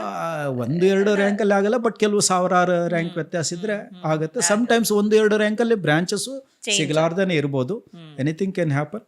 ಇನ್ನು ಕೆಲವ್ರು ಏನು ಮಿಸ್ಟೇಕ್ಸ್ ಮಾಡ್ತಾರೆ ಅಂದರೆ, CETನೇ ಸಿಗುತ್ತೆ, ಕಾಮೆಡ್ಕೇನೆ ಸಿಗುತ್ತೆ ಅಂತ ಏನು ಮಾಡ್ತಾರೆ, ಈ ಡೈರೆಕ್ಟ್ ಕೋಟಾ ಅಂದರೆ ಮ್ಯಾನೇಜ್ಮೆಂಟ್ ಕೋಟಾದಲ್ಲಿ ಬುಕ್ ಮಾಡಿರೋದಿಲ್ಲ. ಆಮೇಲೆ ಸರ್ ನಮಗೆಲ್ಲೂ ಸಿಕ್ಕಿಲ್ಲ, ಈಗ ನಿಮ್ಮ ಕಾಲೇಜಲ್ಲಿ ಸೀಟ್ ಕೊಡಿ. ಇಲ್ಲಪ್ಪ ನಮ್ಮಲ್ಲಿ ಈ ಬ್ರಾಂಚ್ ಮುಗಿದೋಗಿದೆ, ಬೇರೆ ಬ್ರಾಂಚ್ ಕೊಡ್ತೀವಿ. ಇಲ್ಲ ಸರ್ ನನಗೆ ಇದೇ ಬ್ರಾಂಚ್ ಬೇಕು. ಇಲ್ಲ ಸೀಟ್ ಆಗೋಗಿದೆ, ನೀವು ಮೊದಲೇ ಬುಕ್ ಮಾಡಿದರೆ ನಾವು ಕೊಡ್ತಾ ಇದ್ವಿ, ಒಂದು ವೇಳೆ ನಿಮಗೆ ಅಲ್ಲಿ CET ಕೋಟಾದಲ್ಲಿ ಸಿಕ್ಕಿದ್ರೆ ಇದನ್ನು ನಾವು ರೀಫಂಡ್ ಕೊಡ್ತಾ ಇದ್ವಿ. ಆ ಮಿಸ್ಟೇಕ್ ತುಂಬ ಜನ ಮಾಡ್ತಾರೆ. ಮೊದಲು ಬುಕ್ಕಿಂಗ್ ಅಂತ ಇರುತ್ತೆ, ನಾವು ಬುಕ್ ಮಾಡ್ಕೊಳ್ತೀವಿ. ಯಾಕಂದರೆ ಕೆಲವರು ಬುಕ್ಕಿಂಗ್ ಸೀಟ್ ಬುಕ್ ಮಾಡ್ತಾರೆ. ಅದು ಒಂದು ಆಪ್ಷನ್ ಇದೆ ಮೇಡಮ್. ಈಗ ಕೆಲವು ಪೇರೆಂಟ್ಸ್ ಬಂದು ಬುಕ್ ಮಾಡ್ಬೋದು. ಸಪೋಸ್ ಅವರಿಗೆ CETಯಲ್ಲೇ ನಮ್ಮ ಕಾಲೇಜ್ ಸಿಕ್ತು ಅಂದ್ಕೊಳ್ಳಿ, ಇಲ್ಲಿ ಏನು ಮ್ಯಾನೇಜ್ಮೆಂಟ್ ಕೋಟಾದಲ್ಲಿ ಬುಕ್ ಮಾಡಿರ್ತಾರಲ್ಲ, ನಾವು ಅದನ್ನು ಕನ್ವರ್ಟ್ ಮಾಡಿ CETಗೆ ಎಸ್ ನೀವು ಅಲ್ಲಿಂದನೇ ಬನ್ನಿ, ಸುಮಾರು ದುಡ್ಡು ಉಳಿಯುತ್ತೆ. ನಮ್ಮ ವಿಷಯ ಏನಂತಂದರೆ ಪೇರೆಂಟ್ಸಿಗೆ ದುಡ್ಡು ಉಳಿಲಿ ಅಂತಲೇ ನಾವು ಗೈಡ್ ಮಾಡೋದು. ಆದರೆ ಈ ಕೆಲವರು ಪೇರೆಂಟ್ಸ್ ಯೋಚನೆ ಮಾಡಲ್ಲ, ಅವತ್ತು ಬಂದ್ಬಿಟ್ಟು ಪ್ರಯತ್ನ ಮಾಡೋದು. ಇನ್ನು ಕೆಲವರು ಸೀಟ್ ಅಲಾಟ್ ಆಗುತ್ತೆ, ನಾಳೆ ಲಾಸ್ಟ್ ಡೇಟ್ ಇರುತ್ತೆ, ಕಾಲೇಜಿಗೆ ರಿಪೋರ್ಟ್ ಮಾಡೋಕ್ಕೆ ಫೈನಾನ್ಸ್ ಇರೋದಿಲ್ಲ. ಅಂದರೆ ಗೊತ್ತಿರುತ್ತೆ ನಾನು ಇಂಜಿನಿಯರಿಂಗ್ ಸೇರಿಸ್ತಾ ಇದ್ದೀನಿ ಅಂತ, ಅದಕ್ಕೆ ಎಷ್ಟು ಫೀಸ್ ಬೇಕು ಅಂತಲೂ ಗೊತ್ತಿರುತ್ತೆ, ಬಟ್ ಅದಕ್ಕೆ ಅವಶ್ಯಕತೆ ಎಷ್ಟು ಬೇಕೋ ಅಷ್ಟು ಫೈನಾನ್ಸ್ ಅರೇಂಜ್ ಮಾಡ್ಕೊಂಡಿರಲ್ಲ. ಲಾಸ್ಟ್ ಮಿನಿಟ್ ಮಾಡೋಕ್ಕೆ ಹೋಗಿ ಕೆಲವರು ಮಿಸ್ ಮಾಡ್ಕೊಳ್ತಾರೆ, ಸುಮಾರು ಮಿಸ್ಟೇಕ್ಸ್ ಮಾಡ್ತಾರೆ. ಸೊ ಆದಷ್ಟು ಈ ಮಿಸ್ಟೇಕ್ಸ್ ಮಾಡಬಾರ್ದು, ಪರಿಸ್ಥಿತಿಯಲ್ಲಿ ಎಡವಬಾರ್ದು. ಯಾಕಂದ್ರೆ ಒಂದೇ ಒಂದು ಉದಾಹರಣೆ ಅಂತಂದ್ರೆ ನನಗೆ ಒಂದು ಹೇಳ್ಬಿಡ್ತೀನಿ ಇನ್ಸಿಡೆಂಟ್ ವರ್ತ್ ಶೇರಿಂಗ್ ಇದು. ಒಂದು ದಿವಸ ಬೆಳಿಗ್ಗೆ ನಾನು ಡ್ಯೂಟಿಗೆ ಹೋಗಿ ಕೂತ್ಕೊಂಡಿದ್ದೆ, ತಂದೆ ಮತ್ತು ಮಗಳು ಬಂದರು. ಅವರು ದೂರದ ಬೆಳಗಾವಿಂದ ಒಂದು ಹಳ್ಳಿಯಿಂದ ಬಂದಿದ್ರು. ಮಗಳು ಬಂದರು, ಸರ್ ನನಗೆ ಈ ಕಾಲೇಜಲ್ಲಿ CET ಅಲಾಟ್ಮೆಂಟ್ ಆಗಿದೆ, computer science, very good congratulations ಅಂತ ನಾನು ಹೇಳಿದೆ. ಆವಾಗ ಆಯಿತು ನೀವು ಹೋಗಿ ಕ್ಯಾಶ್ ಕೌಂಟ್ರಲ್ಲಿ ಫೀಸ್ ಕಟ್ಟಿ ಅಂತ. ಆವಾಗ ತಂದೆ ಫೀಸ್ ಕಟ್ಟಬೇಕಾ ಸಾರ್ ಅಂತ ಕೇಳಿದೆ. ಪಾಪ ನನಗೆ ಅಯ್ಯೋ ಅನ್ನಿಸ್ತು, ಅವರಿಗೆ ನಾಲೆಡ್ಜೇ ಇಲ್ಲ ಇದು CET ಅಂದ್ರೇನು, ಫೀಸ್ ಕಟ್ಟಬೇಕಾ ಅಂತ. ಹೌದು ನಿಮಗೆ ಸೀಟ್ ಸಿಕ್ಕಿದೆ, ನೀವು ಅಲ್ಲಿ ಫೀಸ್ ಕಟ್ಟಬೇಕು ಅಂತ ಹೇಳಿದೆ. ನನಗೆ ಗೊತ್ತಿರಲಿಲ್ಲ ಸಾರ್ ಅಂತಂದರು. ಹಾಗಲ್ಲ ಗೊತ್ತಿಲ್ಲ ಅಂತಲ್ಲ, ನೀನು ಹೇಳ್ಬೇಕಲ್ಲಮ್ಮ ಅಂತ ಅವ್ರ ಮಗಳಿಗೆ ಕೇಳಿದೆ. ಸರ್ ನಾನು ಹೇಳಿದೆ, ಬಟ್ ಅಪ್ಪಾಜಿಗೆ ಅಷ್ಟು ಇದಾಗಿಲ್ಲ ಅಂತ. ಪಾಪ ಅವ್ರಿಗೆ ಅಸಹಾಯಕರಾಗ್ಬಿಟ್ರು. ಆಮೇಲೆ ಅವತ್ತೇ ಲಾಸ್ಟ್ ಡೇಟ್ ಇತ್ತು, ವಾಪಸ್ ಬೆಳಗಾವಿಗೆ ಹೋಗೋಕ್ಕಾಗಲ್ಲ. ಆಗ ನಾವು ಮತ್ತೆ ಪ್ಲ್ಯಾನ್ ಮಾಡಿ ಅವ್ರ ಫ್ರೆಂಡ್ಸಿಗೆ ಹೇಳಿ ಫೋನ್ಪೇ ಮೂಲಕ ದುಡ್ಡು ತರಿಸ್ಕೊಂಡು ಅವ್ರಿಗೆ ಕಟ್ಟಿಸಿ ಒಂದು ಸಹಾಯ ಮಾಡಿ ಅವ್ರಿಗೆ ನಾನು ಸೀಟ್ ಅವತ್ತು ಕೊಡೋ ಥರ ಆಯಿತು. ಬಟ್ ಈ ಥರನೂ ಶಾಕ್ ಆಗುತ್ತೆ ಕೆಲವು ಪೇರೆಂಟ್ಸ್ಗೆ, ಗೊತ್ತಿರಲ್ಲ ಪಾಪ. ಎಲ್ಲೋ ಒಂದ್ ಕಡೆ ಈ ಅಂದ್ರೆ ಆ ಕಡೆ ಮೋಸ್ಟ್ಲಿ ಪೇರೆಂಟ್ಸ್ ಅಲ್ಲಿ ಕನ್ಫ್ಯೂಷನ್, ಗೌರ್ಮೆಂಟ್ ಸೀಟ್ ಅಂದಿದ ತಕ್ಷಣ ಫ್ರೀ ಸೀಟ್ ಅದು. ಈ ಫ್ರೀ ಸೀಟ್ ಅಂತಂದ್ರೆ ಇಲ್ಲಿ ಒಂದೆರಡು ವಿಷಯ ನಿಮಗೆ ಹೇಳಲೇಬೇಕು ನಾನು. ಈ ಕೋಟಾದಲ್ಲಿ SNQ ಕೋಟಾ ಅಂತ ಒಂದಿದೆ, ಸೂಪರ್ ನ್ಯೂಮರಿಕಲ್ ಕೋಟಾ ಅಂತ. ಅದು ಪ್ರತಿ ಕಾಲೇಜಿಗೂ ಒಂದು ಬ್ರಾಂಚಿಗೆ 3% ರಿಸರ್ವೇಷನ್ ಇರುತ್ತೆ. ಆ SNQ ಕೋಟಾದಲ್ಲಿ ಬರೀ ನಿಮ್ಗೆ 20,000 ರೂಪಾಯಿ ಫೀಸು, ಗೌರ್ಮೆಂಟ್ ಕಾಲೇಜ್ಗಿಂತನೂ ಕಡಿಮೆ ಫೀಸು. ಬಟ್ ಅದು ಏನಂದರೆ ಮಾನದಂಡ, ನಿಮಗೆ ಇನ್ಕಮ್ ಟ್ಯಾಕ್ಸ್ ಯಾವುದು ಪ್ರತಿ ವರ್ಷದ ಇನ್ಕಮ್ ಸರ್ಟಿಫಿಕೇಟ್ ಏನಿರುತ್ತೆ ಅದರದ್ದು ಇಷ್ಟೇ ಇರಬೇಕು, ಕಡಿಮೆ ಇರಬೇಕು. ಮತ್ತು ಅದರಲ್ಲೂ best of the best 3 rankings ಮೇಲೆ 3% ವಿದ್ಯಾರ್ಥಿಗಳಿಗೆ ಒಂದೊಂದು ಬ್ರಾಂಚಿಗೆ ಇರುತ್ತೆ. ಆ SNQ ಕೋಟಾದಲ್ಲಿ ಸಿಕ್ಕರೆ ಅದು ಆಲ್ಮೋಸ್ಟ್ ಫ್ರೀ ಸೀಟ್ ಇದ್ದಂಗೆ. ಆಮೇಲೆ ಇನ್ನು ಕೆಲವರಿಗೆ ರಿಸರ್ವೇಷನ್ ಕೋಟಾ ಇರುತ್ತೆ, ಅವರಿಗೆ ಗೌರ್ಮೆಂಟೇ ಸ್ಕಾಲರ್ಶಿಪ್ ಅಂತ ಕೊಡ್ತಾರೆ, ಅವ್ರಿಗೆ ಆಲ್ಮೋಸ್ಟ್ ಫ್ರೀ ಸೀಟು ಆಗುತ್ತೆ. ಓಕೆ. ಆಮೇಲೆ ಇನ್ನು ಕೆಲವು ಪ್ರತಿಭಾವಂತ ವಿದ್ಯಾರ್ಥಿಗಳಿಗೆ ಸ್ಕಾಲರ್ಶಿಪ್ಪು ಸಿಗುತ್ತೆ, ಅದರಲ್ಲಿನೂ ಸಾಕಷ್ಟು ಇದೆ. ಐ ಥಿಂಕ್ CET ಅನ್ನೋದು ಎಷ್ಟು ದೊಡ್ಡ ಹೌದು. ಪ್ರೊಸೀಜರ್ ಅಂಡ್ ಸ್ವಲ್ಪ ಹೌದೌದು. ನಾವು ಎಷ್ಟು ಕಾಂಪ್ಲಿಕೇಟೆಡ್ ಅನ್ಸುತ್ತೆ. ಈ ಸಾಫ್ಟ್ವೇರ್ ಮಾಡೋರು ಎಷ್ಟು ಇದ್ರಲ್ಲಿ ವರ್ಕ್ ಮಾಡಿರ್ತಾರೆ ಅಲ್ವಾ. ಹೌದು, ನಿಜಕ್ಕೂ ಹೌದು, ನೀವು ಹೌದು. ಹೇಳ್ತಾ ಇದ್ರೆ ಅನ್ಸ್ತಾ ಇದೆ ಒಂದೊಂದನ್ನು ಬಿಡಿಸಿ ಹೌದು. ಅಂಡ್ ಅದ್ರಲ್ಲಿ ಎಷ್ಟು ಸಬ್ ಸ್ಟೆಪ್ಸ್ ಇದೆ, ಎಷ್ಟು ಕೋಟಾ ಇದೆ, ಎಷ್ಟು ಹೌದು. Seat allotment, rank wise, branch wise, ನಿಜಕ್ಕೂ ಇಟ್ಸ್ ತುಂಬಾ ಎಕ್ಸಸೈಸು. ಓಕೆ. ಅದಕ್ಕೆ ನಂದು ಒಂದು ಕೊನೆಯ ಸಲಹೆ ಏನಂತಂದ್ರೆ, ಈಗ ಇವತ್ತಿನ ದಿನಕ್ಕೆ ಇನ್ನೂ CET ರ್ಯಾಂಕಿಂಗ್ ಅನೌನ್ಸ್ ಆಗಿಲ್ಲ, ಇನ್ನು ಒಂದು 2 ವಾರದಲ್ಲೇ ಆಗಬಹುದು.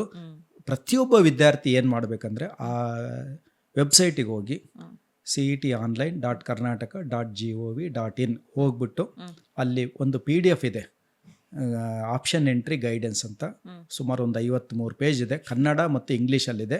ದಯವಿಟ್ಟು ಪ್ರಿಂಟೌಟ್ ತಗೊಳ್ಳಿ, ಒಂದು ಫೈಲ್ ಹಾಕಿ ಪ್ರತಿನಿತ್ಯ ಓದಿ. ಹೇಗಿದ್ರು ನೀವು ಎಕ್ಸಾಮ್ ಮುಗಿಸಿದ್ದೀರಾ, PUC ಎಕ್ಸಾಮ್ ಆಗಿದೆ, CET ಎಕ್ಸಾಮ್ ಆಗಿದೆ, ನೀವೀಗ ಸ್ವಲ್ಪ ಫ್ರೀ ಇರೋದ್ರಿಂದ ಪ್ರತಿ ಲೈನನ್ನು ಓದಿ, ನೀವು ಅದನ್ನು ಅರ್ಥ ಮಾಡ್ಕೊಳ್ಳಿ. ಅವಾಗ ಯಾವ ಕನ್ಫ್ಯೂಷನ್ ಇರಲ್ಲ, ನಿಮಗೆ ಒಳ್ಳೆ ಆಯ್ಕೆ ಸಿಗುತ್ತೆ, ನಿಮಗೆ ಯಾವುದೇ ರಿಗ್ರೆಟ್ ಇರಲ್ಲ.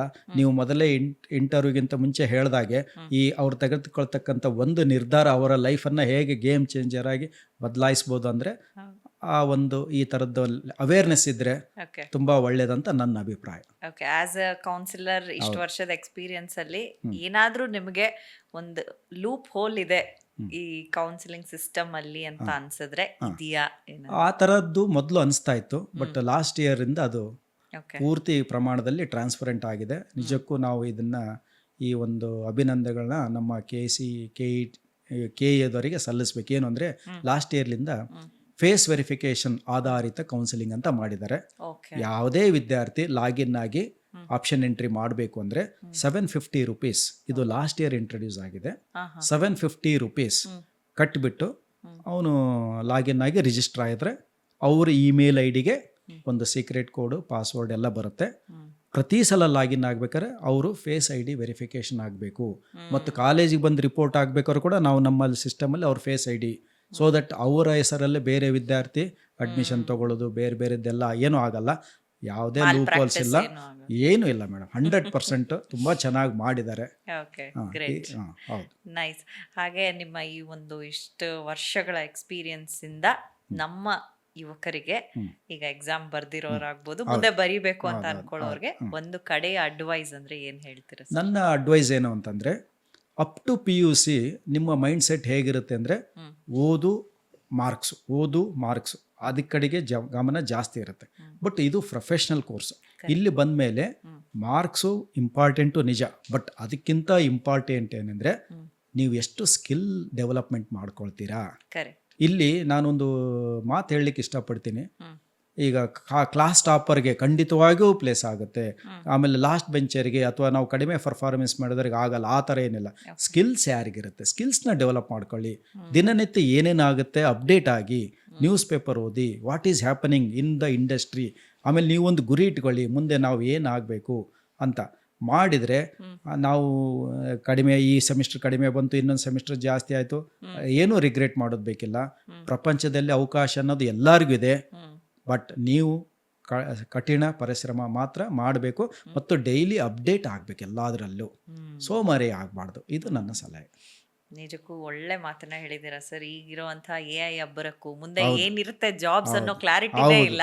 ಸೊ ಈಗ ಇಂಜಿನಿಯರಿಂಗ್ ಸ್ಟೂಡೆಂಟ್ಸ್ ಆಚೆ ಬರ್ತಾ ಇರೋರಿಗೆ ಏನಪ್ಪ ಮಾಡ್ಬೇಕು, ನನ್ಗೆ 5 ವರ್ಷ ಆದ್ಮೇಲೆ ಹೇಗೆ ಅನ್ನೋದು ಒಂದಿದೆ.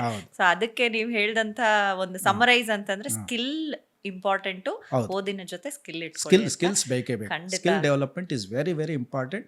ಆ ನಿಟ್ಟಿನಲ್ಲಿ ಈಗ ಪ್ರತಿಯೊಂದು ಕಾಲೇಜ್ನಲ್ಲೂ ಈ ಸ್ಕಿಲ್ ಡೆವಲಪ್ಮೆಂಟ್ ಬಗ್ಗೆನೂ ಸಾಕಷ್ಟು ಇಂಪಾರ್ಟೆನ್ಸ್ ಕೊಡ್ತಾ ಇದ್ದಾರೆ, ಪ್ಲೇಸ್ಮೆಂಟ್ ಟ್ರೈನಿಂಗು ಕೊಡ್ತಾ ಇರ್ತಾರೆ. ಅದ್ರ ಜೊತೆಗೆ ವಿದ್ಯಾರ್ಥಿಗಳು ಕೂಡ ಗಮನ ಹರಿಸ್ಬೇಕು. ನಾನು ಏನೇನು ಪ್ರತಿ ಸೆಮಿಸ್ಟರ್ ರಜದಲ್ಲಿ ಅವರು ಒಂದು ಏನಾದರೂ ಸರ್ಟಿಫಿಕೇಶನ್ ಕೋರ್ಸ್ಗಳು ಮಾಡಿಕೊಂಡು, ಆಮೇಲೆ ಅವರವರ ಒಂದು ಟೀಚರ್ಸ್ ಗೈಡೆನ್ಸಿಂದ ನೀವು ಒಬಿಡಿಯಂಟ್ ಸ್ಟೂಡೆಂಟ್ ಆಗಿ ಡೈಲಿ ನೀವು ಅಪ್ಡೇಟ್ ಆಗಿಬಿಟ್ರೆ ಏನು ಬೇಡ, ಎಲ್ಲ ಆಗುತ್ತೆ. ಕೆಲವರು ಇನ್ಯಾವುದೋ ಅನಾವಶ್ಯಕ ಸೋಷಿಯಲ್ ಮೀಡಿಯಾ ಡಿಸ್ಟ್ರಾಕ್ಷನಿಂದ ಸ್ವಲ್ಪ ಕೆರಿಯರ್ ಹಾಳು ಮಾಡ್ಕೊಳ್ತಾರೆ. ಅದು ಸ್ವಲ್ಪ ನನಗೆ ಬೇಜಾರು ಅನಿಸುತ್ತೆ. ಆದಷ್ಟು ಆ ರೀತಿ ಹೋಗಬೇಡಿ ಅಂತ ನಮ್ಮ ಒಂದು ಮಾತು. Very nice sir, very nice. ನಿಮ್ಮ ಒಂದು ಸಲಹೆ ಸೂಚನೆಗಳು ಹಾ. ಒಬ್ಬ ವಿದ್ಯಾರ್ಥಿಯ ಜೀವನದಲ್ಲಿ ಡಿಫ್ರೆನ್ಸ್ ತಂದ್ರೂ ಸಹ ಈ ಒಂದು ನಮ್ಮ ಪಾಡ್ಕಾಸ್ಟ್ ಸಾರ್ಥಕತೆಯನ್ನ ಪಡೆಯುತ್ತೆ ಅಂತ ಹೇಳೋದಕ್ಕೆ ಖಂಡಿತ, ಇಷ್ಟಪಡ್ತೀನಿ. ಹೌದು. ಸಾಕಷ್ಟು ಇನ್ಫಾರ್ಮೇಶನ್ ಅನ್ನ ಕೊಟ್ಟಿದ್ದೀರಾ. ನಮ್ಮ ಸುಮಾರು 3.5 ಲಕ್ಷ ಜನ ಈ ವರ್ಷ ಬರ್ದಿದ್ದಾರೆ ಅಂತ ಹೇಳಿ ಕೇಳ್ಪಟ್ಟಿದ್ದೀವಿ. ಸೊ ಅವರೆಲ್ಲರಿಗೂ ಒಂದು ದಿಕ್ಸೂಚಿ ಆಗ್ಲಿ ಅಂತ ಹೇಳ್ತಾ ಇಷ್ಟೆಲ್ಲ ಮಾಹಿತಿಯನ್ನ ಕೊಟ್ಟಿದ್ದಕ್ಕೆ ಧನ್ಯವಾದಗಳು ಸರ್. ಧನ್ಯವಾದಗಳು ಎಲ್ಲ ವೀಕ್ಷಕರಿಗೂ ಮತ್ತು ಎಲ್ಲ ವಿದ್ಯಾರ್ಥಿಗಳಿಗೂ ಆಲ್ ದ ಬೆಸ್ಟ್. ಸೊ ನೋಡಿದ್ರಲ್ಲ ವೀಕ್ಷಕರೇ, ಇದಾಗಿತ್ತು ಇವತ್ತಿನ ಕೆಸೆಟ್ ಕುರಿತಾದಂತಹ ಎಕ್ಸ್ಕ್ಲೂಸಿವ್ ಪಾಡ್ಕಾಸ್ಟ್. ಸೊ ಈ ಒಂದು ಸಲಹೆ ಸೂಚನೆಗಳನ್ನು ಉಪಯೋಗಿಸ್ಕೊಳ್ಳಿ. ಹಾಗೆ ಇದೇ ರೀತಿಯ ಇನ್ನಷ್ಟು ಹೆಚ್ಚಿನ ಕಂಟೆಂಟ್ಗಳಿಗಾಗಿ ಸುಮನ್ ಟಿವಿ ಕನ್ನಡನ ಫಾಲೋ ಮಾಡಿ. ನಮಸ್ಕಾರ.